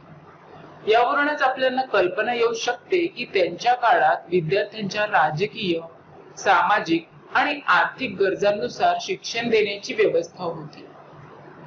विद्यार्थी त्यांच्या आवडीनिवडीनुसार आणि आयुष्यातील ध्येयानुसार विषयांची निवड करू शकत होते. मदरशातील शिक्षण संपल्यानंतर खाजगी शिक्षकांच्या हाताखाली शिक्षण सुरू ठेवता येत असायचे. मदरशामध्ये शिक्षक आणि विद्यार्थी या दोघांच्या राहण्याची सोय देखील केलेली असायची आणि त्यासाठी लागणारे आर्थिक बळ राज्यसत्ता आणि मुस्लिम अमीर उमरावांकडून मिळत असायचं. या दृष्टीने मदरशाची तुलना बौद्ध विहार आणि दक्षिण भारतातील मंदिरांमधील विद्या केंद्रे यांच्याशी करता येईल.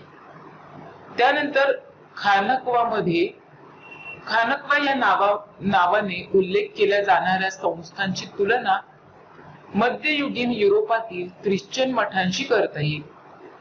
खानकवा सहसा लोकांमध्ये पूजनीय समजल्या जाणाऱ्या सुफी संतांच्या दर्ग्याशी निगडीत असायचे.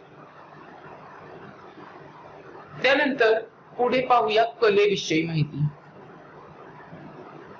बघा, गुप्त साम्राज्याचा कालखंड हे भारतीय इतिहासातलं सुवर्ण युग होतं असं समजलं जातं. त्याचं कारण म्हणजेच या काळात संगीत, चित्रकला यासारख्या कला आणि इतर शास्त्रांमध्ये झालेली भरीव कामगिरी, विविध उद्योग व्यवसायांमधील कौशल्य शिकाऊ उमेदवार प्रत्यक्ष काम करता करता आत्मसात करत असायचे. कला आणि उद्योग व्यवसायांची भरभराट धनिक दानशूरांच्या उदार आश्रयामुळे झाली. मध्ययुगीन भारतात मुस्लिम राजकर्त्यांच्या आश्रयाखाली विविध कलांवर त्यांची अभिरुची, कल्पना आणि निवड यांचा प्रभाव पडला. मध्ययुगामध्ये बदललेल्या राजकीय परिस्थितीमुळे शिक्षण पद्धतीवर मात्र विपरीत परिणाम झाला. दिल्ली आणि आग्रा या राजधानीच्या शहरातील मुस्लिम शासकांनी स्त्रियांच्या शिक्षणासाठी काही विशेष प्रयत्न केले नाहीत.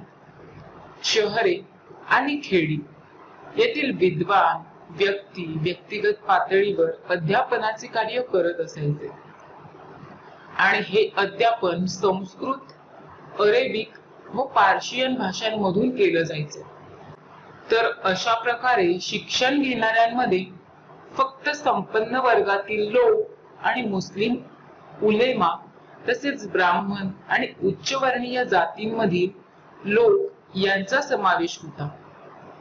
मुलींचे शिक्षण हा पिता किंवा कुटुंबातील वडीलधाऱ्या पुरुषांचा व्यक्तिगत मामला असल्याचं मानलं जात होतं. मुस्लिम कुटुंबातील स्त्रियांना घरच्या घरी राहून खाजगी शिक्षकांकडून शिकण्याची परवानगी दिली जात असायची. घरी येऊन शिकवणाऱ्या शिक्षकांना मौल्यवान वस्तू भेटी दाखल दिल्या जायच्या. अर्थातच समाजाच्या या वरच्या थरातील लोकांची संख्या अत्यंत अल्प होती आणि त्यामुळे मध्ययुगातील समाजात मुलींच्या शिक्षणाची एकूण स्थिती दयनीय होती असं म्हणण्याला हरकत नाही. त्यानंतर पुढे आहे समाज जीवन. हडप्पा संस्कृती तेथील सुनियोजित नगरे, झाकलेली गटारे, अतिरिक्त धान्याच्या साठवणीसाठी कोठारे यासाठी ते ओळखलं जातं. मोहनजोदडो येथील महास्नानगृह हे तेथील सामूहिक जीवनाचं एक निदर्शक आहे. हडप्पा संस्कृतीच्या स्थळांच्या उत्खननातून पुढे आलेल्या पुराव्यांच्या आधारे असं दिसतं की तेथील समाजात कौशल्याधारित व्यावसायिकांचे वर्ग होते. मात्र या विभागणीत उच्च नीचतेची उतरंड नव्हती. या वर्गांमध्ये गावकरी, कारागीर, व्यापारी, मासेमारी करणारे धर्मगुरू, प्रशासक, कलाकार, विणकर इत्यादींचा समावेश होता. संगम साहित्यामध्ये विविध जमाती आणि जातींचा उल्लेख देखील केलेला आढळतो आणि त्या आधारे त्यांच्या सह अस्तित्वाची कल्पना करता येते. ब्राह्मण वर्ग हा संख्येने कमी असला तरी तमिळ संस्कृतीच्या घडणीमध्ये त्यांचं स्थान महत्वाचं होतं. संगम काळातील पुरोहित वर्गाचे समाजावर वर्चस्व नसले तरी ते सल्लागार आणि समाजाच्या हिताचे संरक्षक म्हणून मान्यता पावत होते. पारंपरिक कथांचं गायन करत गावोगाव फिरणाऱ्या कलाकारांचा एक स्वतंत्र वर्ग होता. शिकार आणि वाटमारी करणारे बेडर नावाच्या जमातीबद्दल लोकांच्या मनात भय असे. स्वतःच्या स्वतंत्र परंपरा आणि श्रद्धा जोपासणारी मर्राकुडी नावाची एक युद्ध कौशल्यावर निर्वाह करणारी जमात होती आणि त्याशिवाय मासेमारी करणारे, मिठाचे उत्पादन करणारे, विणकर, शेतकरी, मेंढपाळ, गोपालक यासारख्या व्यावसायिकांचं स्थान महत्वाचं होतं. वैदिक कालखंडातील वर्ण व्यवस्था समाजातील व्यवसायाधिष्ठित वर्गवारीवर आधारलेली होती. त्यामध्ये व्यवसायानुसार वर्ण बदलण्या इतकी लवचिकता होती. वैदिक कालखंडाच्या उत्तरार्धामध्ये मात्र यात बदल होत गेले आणि अधिक कडक निर्बंध असलेली पावित्र्य व विटाळ या कल्पित गोष्टींवर उभारलेली जाती व्यवस्थेची उतरंड प्रस्थापित होत गेली. अन्न, पाणी यांचं प्राशन करणे, पोशाख, व्यवसाय, पूजा पद्धती, सामाजिक व्यवहार, प्रवास इत्यादी सर्व गोष्टींवर या कल्पनांचा पगडा होता. बघा, पहिले 3 वर्ण स्वतःला उच्च म्हणवून घेऊ लागले होते आणि फक्त त्यांना उपनयन संस्कारांचा अधिकार प्राप्त झाल्यामुळे त्यांना द्विज म्हणजेच दोनदा जन्म घेतलेले देखील म्हणू लागले. अशा प्रकारचे हे समाज जीवन होते. त्यानंतर आश्रम व्यवस्था पाहूया. आश्रम व्यवस्था बघा, द्विज म्हणणाऱ्या प्रत्येकाने आदर्श जीवन कसं जगावं याचं मार्गदर्शन आश्रम व्यवस्थेमध्ये केलं होतं. त्यामध्ये व्यक्तीच्या आयुष्याचे 4 टप्प्यात म्हणजेच 4 आश्रमात विभाजन केले होते. तर ते 4 आश्रम बघा कोणते.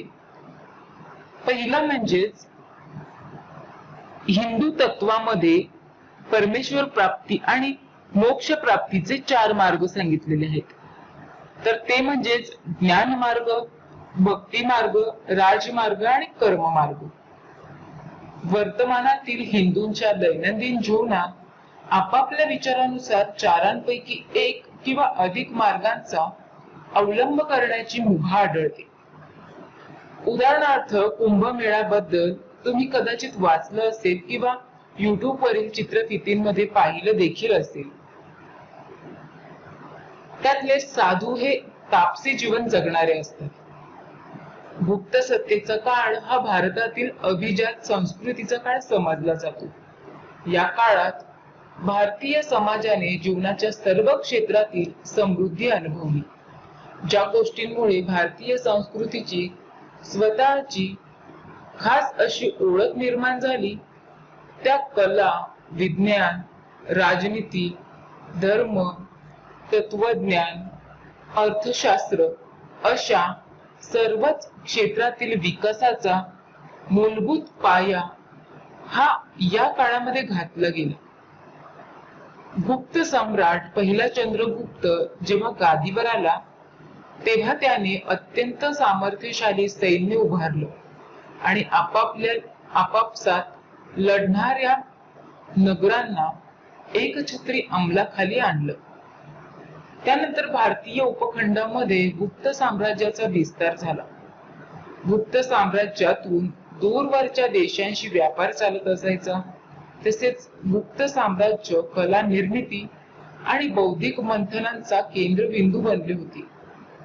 याच काळात आर्यभट्टाने भूमिती, त्रिकोणमिती, विश्वपतिशास्त्र या विषयांवर लेखन केलेलं होतं आणि तसेच एका वर्षामध्ये 365 ते 358 दिवस असल्याचं गणित देखील मांडलं.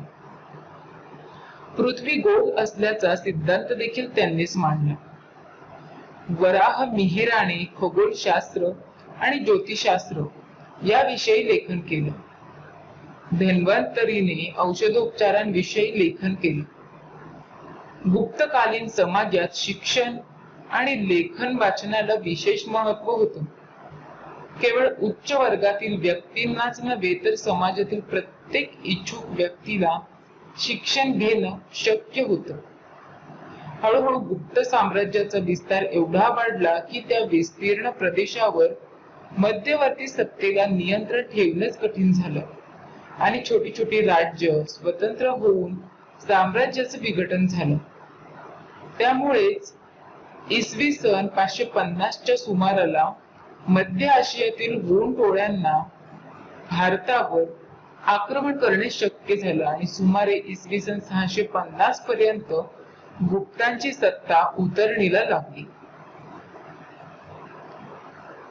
दुसऱ्या नागरीकरणाच्या काळामध्ये सामाजिक राजकीय नियमांवर प्रकाश टाकणाऱ्या नीतिशास्त्र आणि धर्मशास्त्र या विषयांवर अनेक ग्रंथ लिहिले गेले.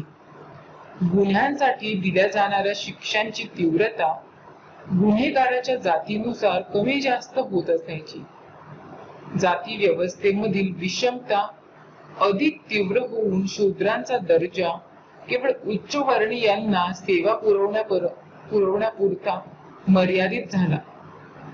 त्यामध्ये कारागीर, शेतमजूर, दास इत्यादींचा समावेश होता. कुटुंबातील नातेसंबंधांची वीण पूर्वीप्रमाणेच घट्ट देखील होती, परंतु पितृप्रधान कुटुंबातील पुरुषी वर्चस्व हे अधिकच वाढलं आणि त्याचबरोबर स्त्रियांची परिस्थिती देखील उत्तरोत्तर अधिकाधिक वाईट होत गेली.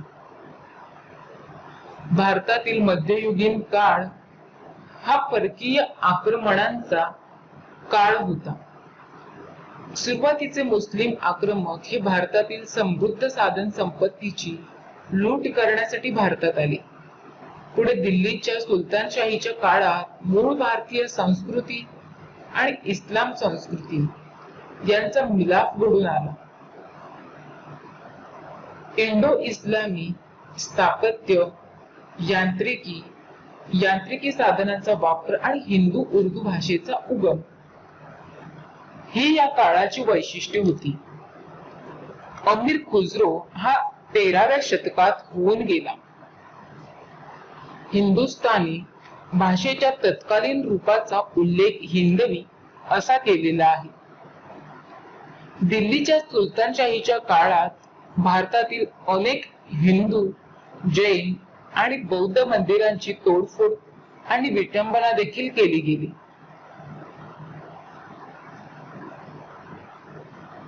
दिल्लीची सुलतानशाही सरंजामी पद्धतीची अधिकारांची उतरंड होती आणि त्या उतरंडीचे ढोबळमानाने 4 वर्ग सांगता येतील आपल्याला.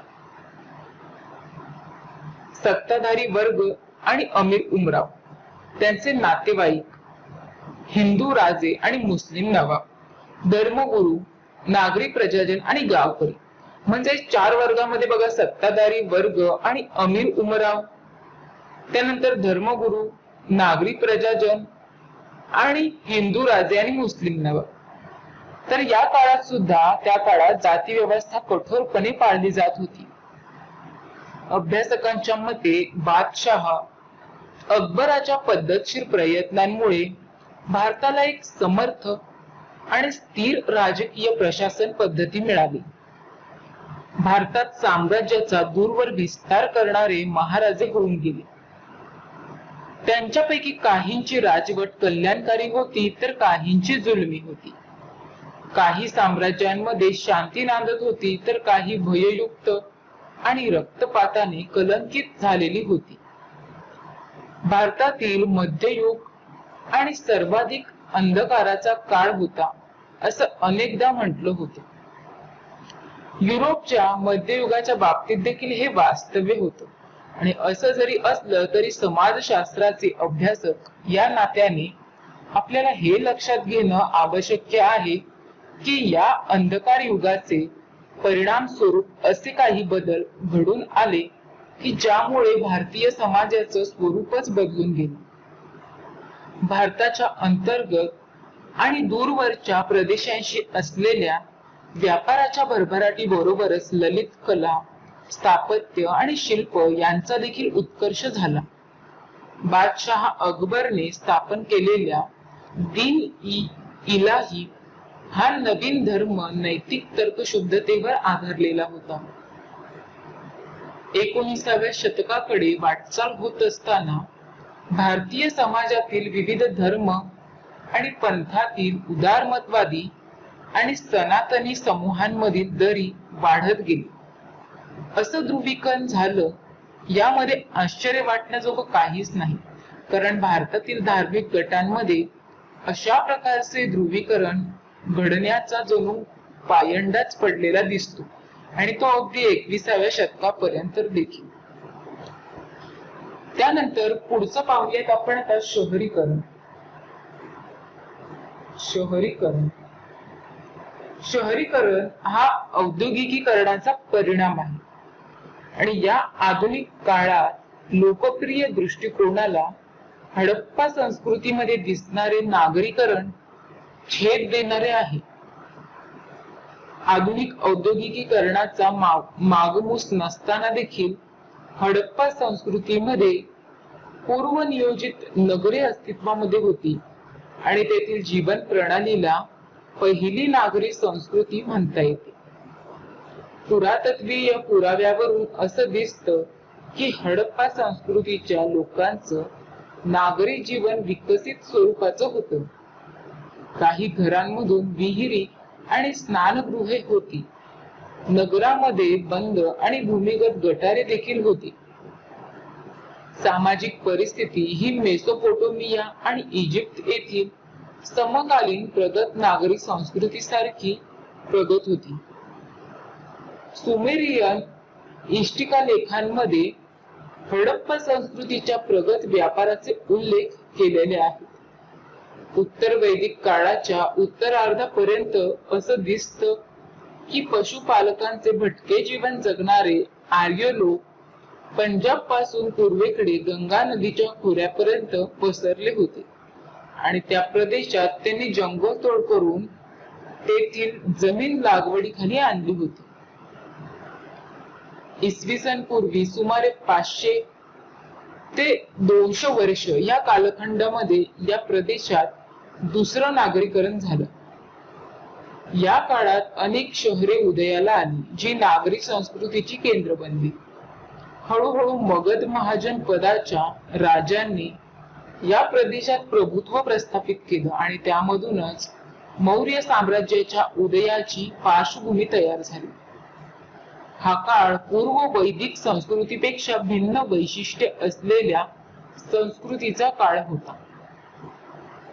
वैदिक लोकांच्या सुरुवातीच्या जनपद या नावाने उल्लेख केल्या जाणाऱ्या छोट्या राज्यांनी विस्तार करण्यास प्रारंभ केला आणि विविध जनपदांच्या एकत्रीकरणातून महाजनपदे निर्माण झाली. त्यातील काहींमध्ये राजेशाही सत्ता होती तर काहींमध्ये गणराज्य पद्धतीची राज्यव्यवस्था होती. या महाजनपदांनी अफगाणिस्तानापासून ते बंगालपर्यंत आणि महाराष्ट्राचा काही प्रदेश व्यापलेला होता. हडप्पा नागरी संस्कृतीनंतर या कालखंडात पुन्हा एकदा या महाजनपदांमधून नागरी जीवन उदयाला आलं आणि याचा पुरातत्वीय पुरावा उत्तर भारतातील चकाकीदार काळी भांडी या नावाने ओळखल्या जाणाऱ्या संस्कृतीच्या स्थळाच्या उत्खननामधून मिळालेला आहे. या काळातील नगरांची आणि तेथील जनजीवनाची माहिती जैन, बौद्ध आणि संस्कृत सूत्रवाङ्मयातून मिळते. त्याच काळात धातूची चलनी नाण्यांची सुरुवात झालेली होती. महाजन पदांमधील राजधानींची नगरे ही सत्तेची आणि व्यापारी केंद्र बनली. या नगरांमध्ये कारागीर आणि व्यापारी श्रेणी प्रस्थापित झाल्या. अंतर्गत आणि दूरवरच्या व्यापारासाठी पश्चिम आणि पूर्वेकडील प्रदेशांना जोडणाऱ्या हमरस्त्याचे जाळे देखील निर्माण झाले. राजा या पदाला सर्वाधिक सामर्थ्य आणि प्रतिष्ठा प्राप्त झाली. राज्य कारभारामध्ये राज्याला सहाय्य करण्यासाठी मंत्री आणि विविध अधिकाऱ्यांची नियुक्ती केली जाऊ लागली. बहुतांश मंत्री आणि अधिकारी हे त्रिक्षत्रिय असत. भारतातील सामाजिक ऐतिहासिक वाटचालीचे हे थोडक्यात केलेलं कथन तुम्हाला भारतीय समाजाच्या घडणीतील विविध प्रवाह आणि घटक किंवा लोकांची विचारसरणी आणि वर्तन पद्धती यामध्ये प्रभावी ठरणारे घटक यांची कल्पना आली असेल. आधुनिक भारतातल्या विविध श्रद्धा प्रणाली, रीतिरिवाज, परंपरा, रूढी, त्यानुसार आज देखील अस्तित्वात असलेल्या पूर्वपार वर्तन पद्धती या सर्वांचं चिकित्सक विश्लेषण करणं आवश्यक आहे. निश्चितच या गोष्टी अखंडपणे टिकून राहण्यामध्ये समजीवनाच्या पठडीचे पिढी दर पिढी होणारं संक्रमण महत्वाचं आहे. रूढी, परंपरा, रीतिरिवाज यांचं अखंडत्व का आणि कसं टिकून राहतं हे समजून घेणं आपल्यासाठी महत्वाचं आहे. अर्थातच संमिश्र आणि गुंतागुंतीचं स्वरूप असलेल्या संस्कृतीची वैशिष्ट्य सर्वत्र आणि सर्व काळी एकसुरी असणं शक्य नसतं. उलट त्यांच्यामध्ये परस्पर विरोधी आणि संघर्षमूलक कल्पना प्रचलित असणे हा त्या संस्कृतीचा अंतर्भूत गुणधर्म असतो.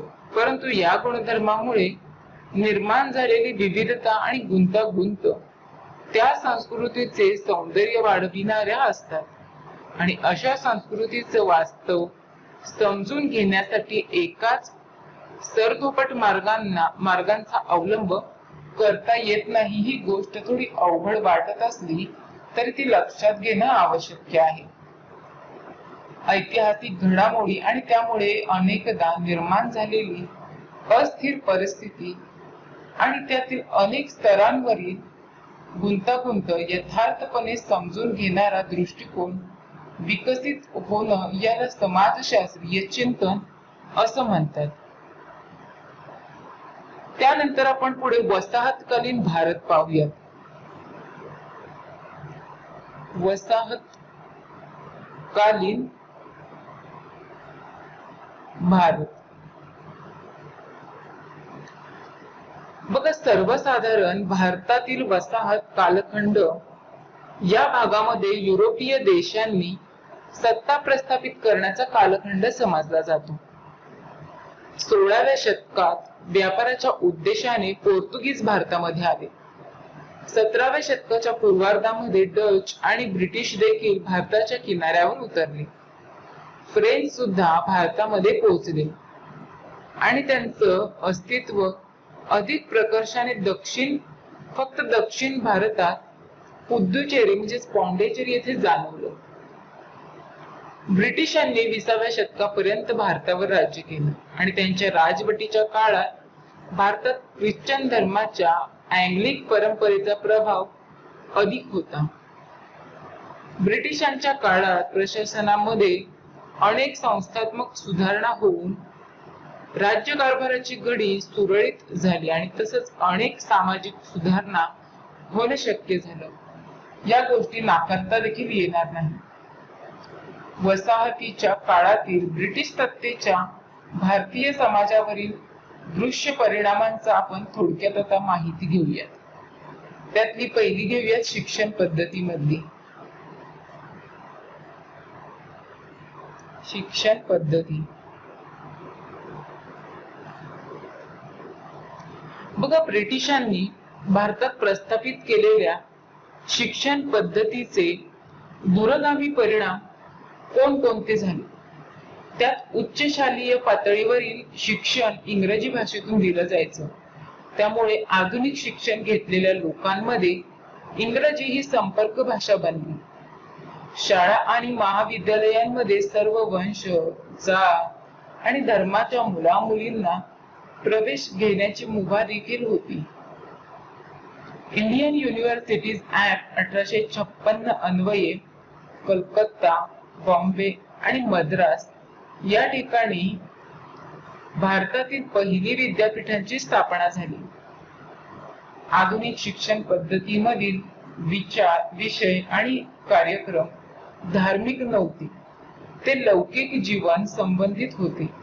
त्यामध्ये गणित, विज्ञान, तत्वज्ञान, समाजशास्त्र, इतिहास यासारख्या विषयांचा समावेश होता. आणि या शिक्षण पद्धतीच्या मुशीतून नवीन बुद्धिवादी वर्ग उदयाला आला.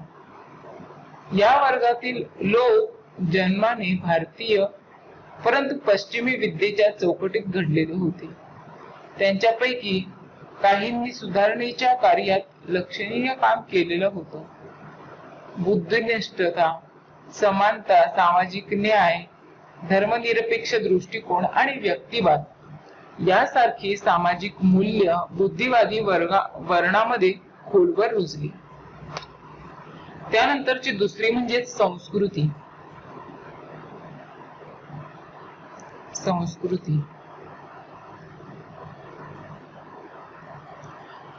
खाद्य संस्कृती, पेहराव, सामाजिक रीतीभाती, वर्तणुकीचे संकेत, दृष्टिकोन, विश्वास प्रणाली, भाषा, खेळ आणि मनोरंजन इत्यादी बाबतीत समाजातील सुशिक्षित वर्गातील अभिजनांना ब्रिटिश जीवनाचे अनुकरण करायला सुरुवात केली.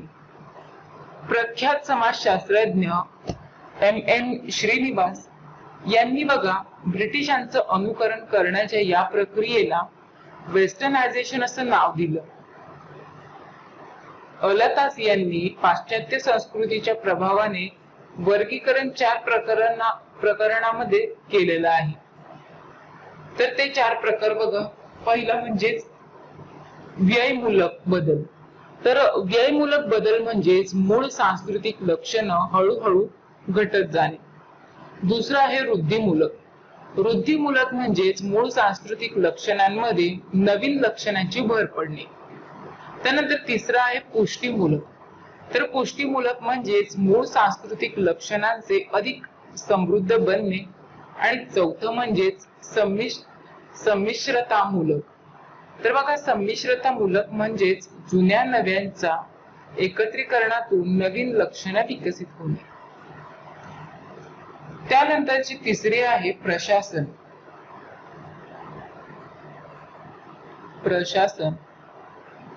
ब्रिटिशांनी नवीन प्रशासकीय यंत्रणा उभारली आणि प्रशासनाच्या नवीन पद्धती भारतात रूढ केल्या.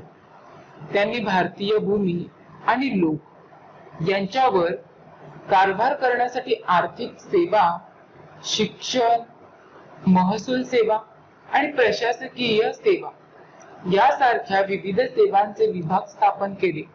हे सर्वच विभाग ब्रिटिश अधिकाऱ्यांच्या सहाय्यासाठी स्थापन केलेले होते. ब्रिटिशांनी नवीन न्याय पद्धत निर्माण केली आणि या न्याय पद्धतीमध्ये भारतातील विविध समाजाच्या पारंपरिक न्याय प्रणालींचा विचार करून या नवीन न्याय पद्धतीची उभारणी केली होती. मात्र तिची अंमलबजावणी धर्मनिरपेक्ष पद्धतीने व्यक्तीच्या जातीपातीचा विचार न करता केली जायची. वतनदार आणि जमीनदार यांचे वहिवाटीने चालत आलेले विशेष अधिकार रद्द करण्यात आले आणि त्याचा परिणाम म्हणून भारतीय लोकांच्या आणि समाजाच्या मानसिकतेमध्ये हळूहळू लोकशाही मूल्ये झिरपू लागली. Indian council act, Indian high court act, Indian civil service act 1861 या सर्वच कायद्यांमुळे कार्यकारी, कायदेविषयक आणि न्यायविषयक प्रशासन पद्धतीमध्ये महत्वाचे बदल घडून आले. त्यानंतर पुढची पाहूया आपण अर्थव्यवस्था. अर्थव्यवस्था बघा, औद्योगिक वाढ आणि तिच्या हातात हात घालून येणारे शहरीकरण यामुळे वसाहतीच्या काळात भारतातील अर्थव्यवस्थेत मूलभूत स्वरूपाचे बदल घडून आले. बदलती अर्थव्यवस्था आणि औद्योगिक कारखान्यांच्या संख्येमधली वाढ यांच्यामुळे जातीनुसार कौशल्य, व्यवसाय आणि त्यावर आधारलेले सामाजिक संबंध यांची चौकट हळूहळू बदलू लागली. शिक्षण आणि उत्पन्न या निकषांवर आधारलेले नवीन सामाजिक वर्ग उदयाला येऊ लागले. जाती जातींमधील पारंपरिक विधी निषेधांची बंधनं हळूहळू गळून पडू लागली. ब्रिटिशांनी लागू केलेल्या नवीन महसूल पद्धतीचा खेड्यांमधून राहणाऱ्या शेतकरी वर्गावर विपरीत परिणाम झाला आणि या काळामध्ये शेतीचं व्यापारीकरण देखील होऊ लागलं होतं. निर्वाह अर्थव्यवस्थेची जागा नफ्यावर पोचल्या जाणाऱ्या बाजार व्यवस्थेने घेतली. त्यामुळे नगदी पिकांना महत्व येऊन त्यांचा परिणाम अन्नधान्याच्या उत्पन्नावर झाला. बंगाल आणि ओडिशा येथे 1856 साली पडलेला दुष्काळ या बदलाचं साक्षी आहे. त्यानंतर पुढचा आहे बघा महत्वाचा घटक, तो म्हणजे दळणवळण आणि संपर्क. दळणवळण आणि संपर्क.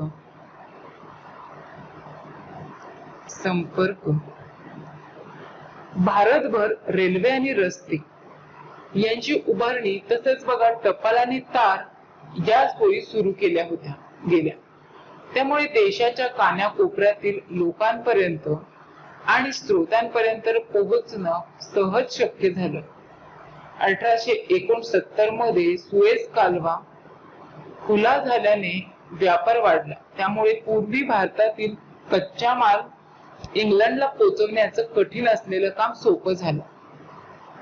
वाहतूक आणि संपर्क यांच्या साधनांमधील सुधारणांमुळे भारतीय कच्च्या मालासाठी अधिक बाजारपेठा उत्पादन झाल्या. त्यानंतरचा आहे राष्ट्रवादाची चळवळ. पुढचा घटक आहे तो म्हणजेच राष्ट्रवादाची चळवळ.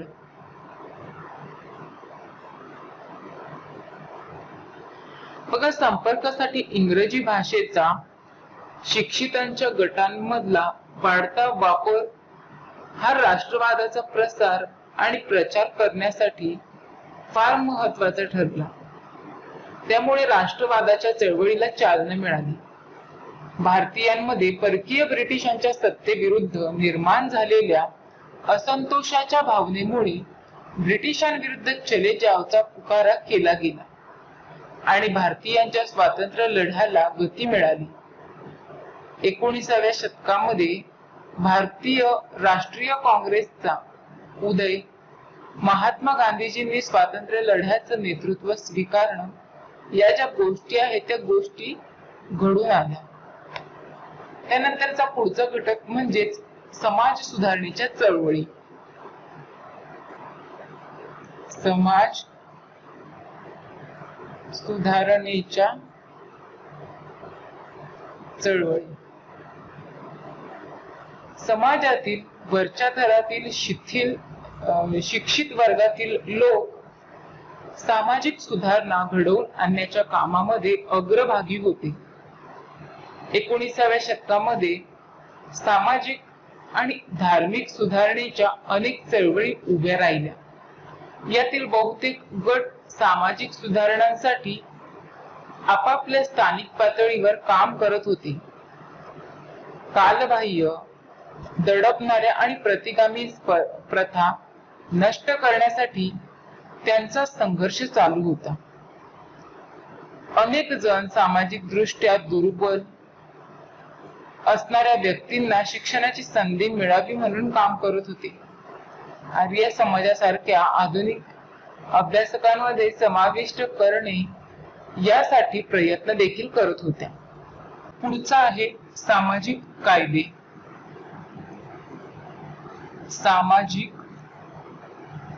कायदे या कायद्यांचा संबंध सामाजिक न्याय, समाज कल्याण, अपेक्षित सामाजिक सुधारणा तसेच भारतीय समाजातील दुर्बल घटकांना संरक्षण देणे या गोष्टींशी आहे.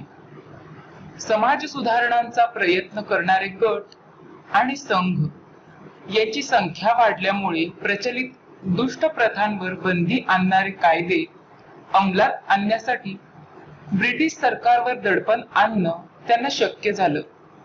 आणि हे लक्षात देखील घ्यायला हवं की केवळ कायदे करून समाज परिवर्तन हे साधता येत नाही, मात्र त्यामुळे अन्याय, दडपशाही, शोषण आणि अपशब्दांचा प्रयोग यासारख्या गोष्टींना बळी पडलेल्यांसाठी त्यातून आशा निर्माण होते. त्यानंतर पुढे आपण पाहणार आहोत आता स्वातंत्र्योत्तर भारत.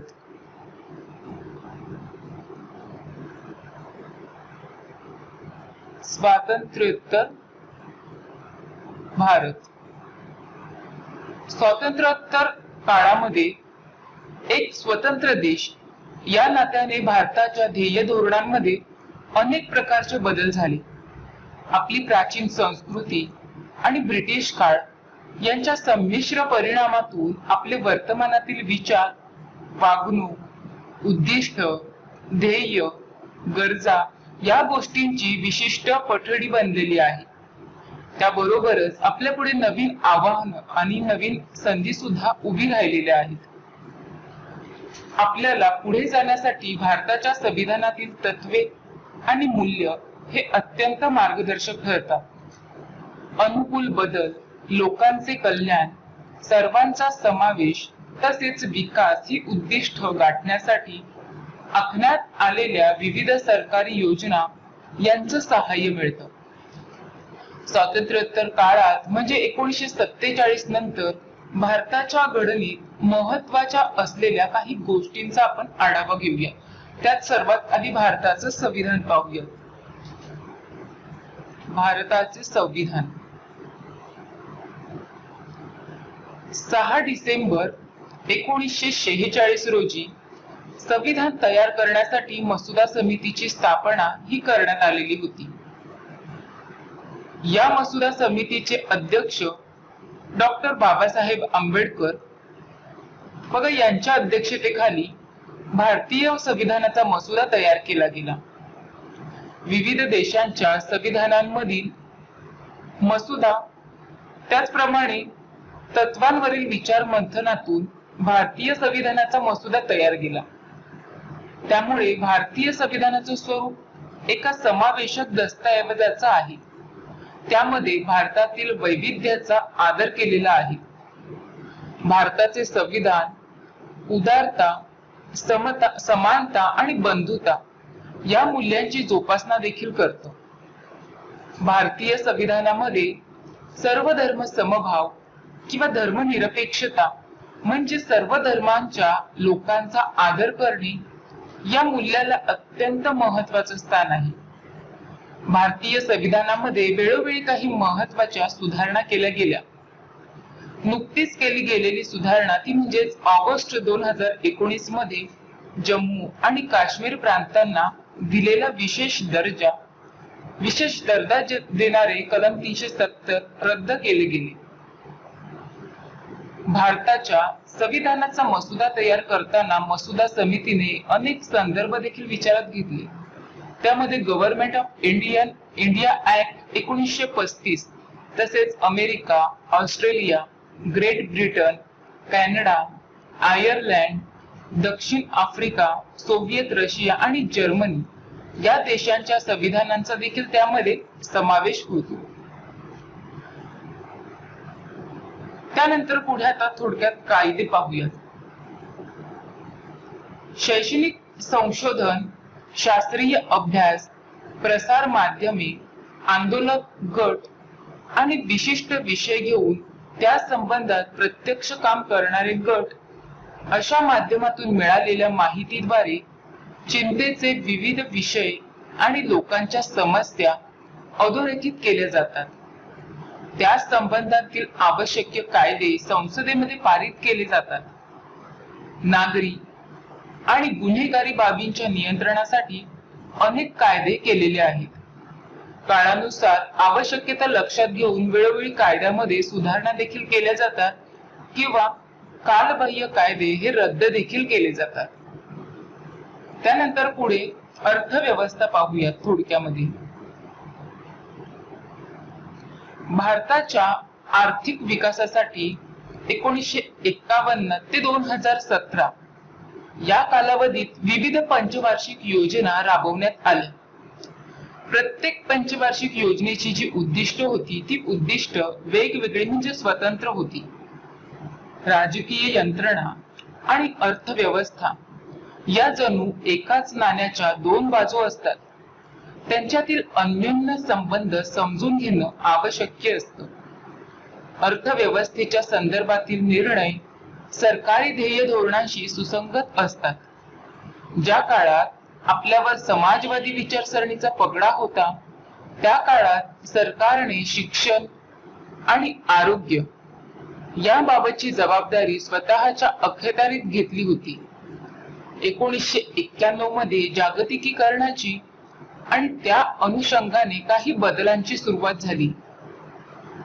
जागतिकीकरणाचे काही सकारात्मक पैलू निश्चितच आहेत, परंतु त्यांच्या नकारात्मक पैलूंकडे लक्ष वेधणारी टीका देखील करण्यात आलेली आहे.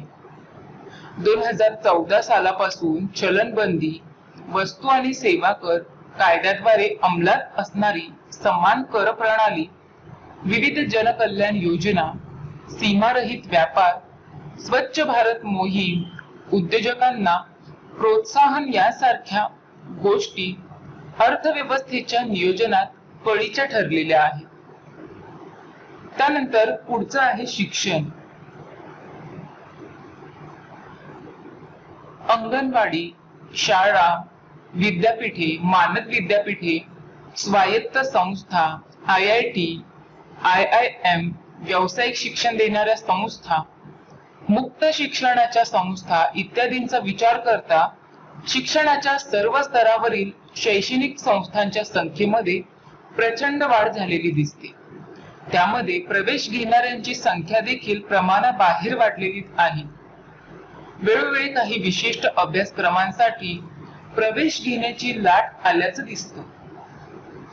शिक्षकांच्या संख्येत देखील वाढ झालेली आहे आणि असं असून देखील शिक्षणाच्या संदर्भातील आव्हाने आणि समस्या मात्र संपलेल्या दिसत नाही. नुकतेच 2019 मध्ये शिक्षण पद्धतीत सर्वच स्तरावर परिवर्तन घडवून आणण्यासाठी नवीन शैक्षणिक धोरणाच्या संदर्भातील मसुदा तयार करण्यात आला. त्यानंतरचा पुढचा आहे राजकीय यंत्रणा. राजकीय यंत्रणा.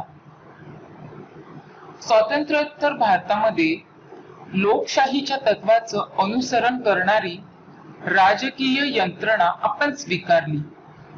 भारत हा लोकप्रिय लोकशाही देश आहे.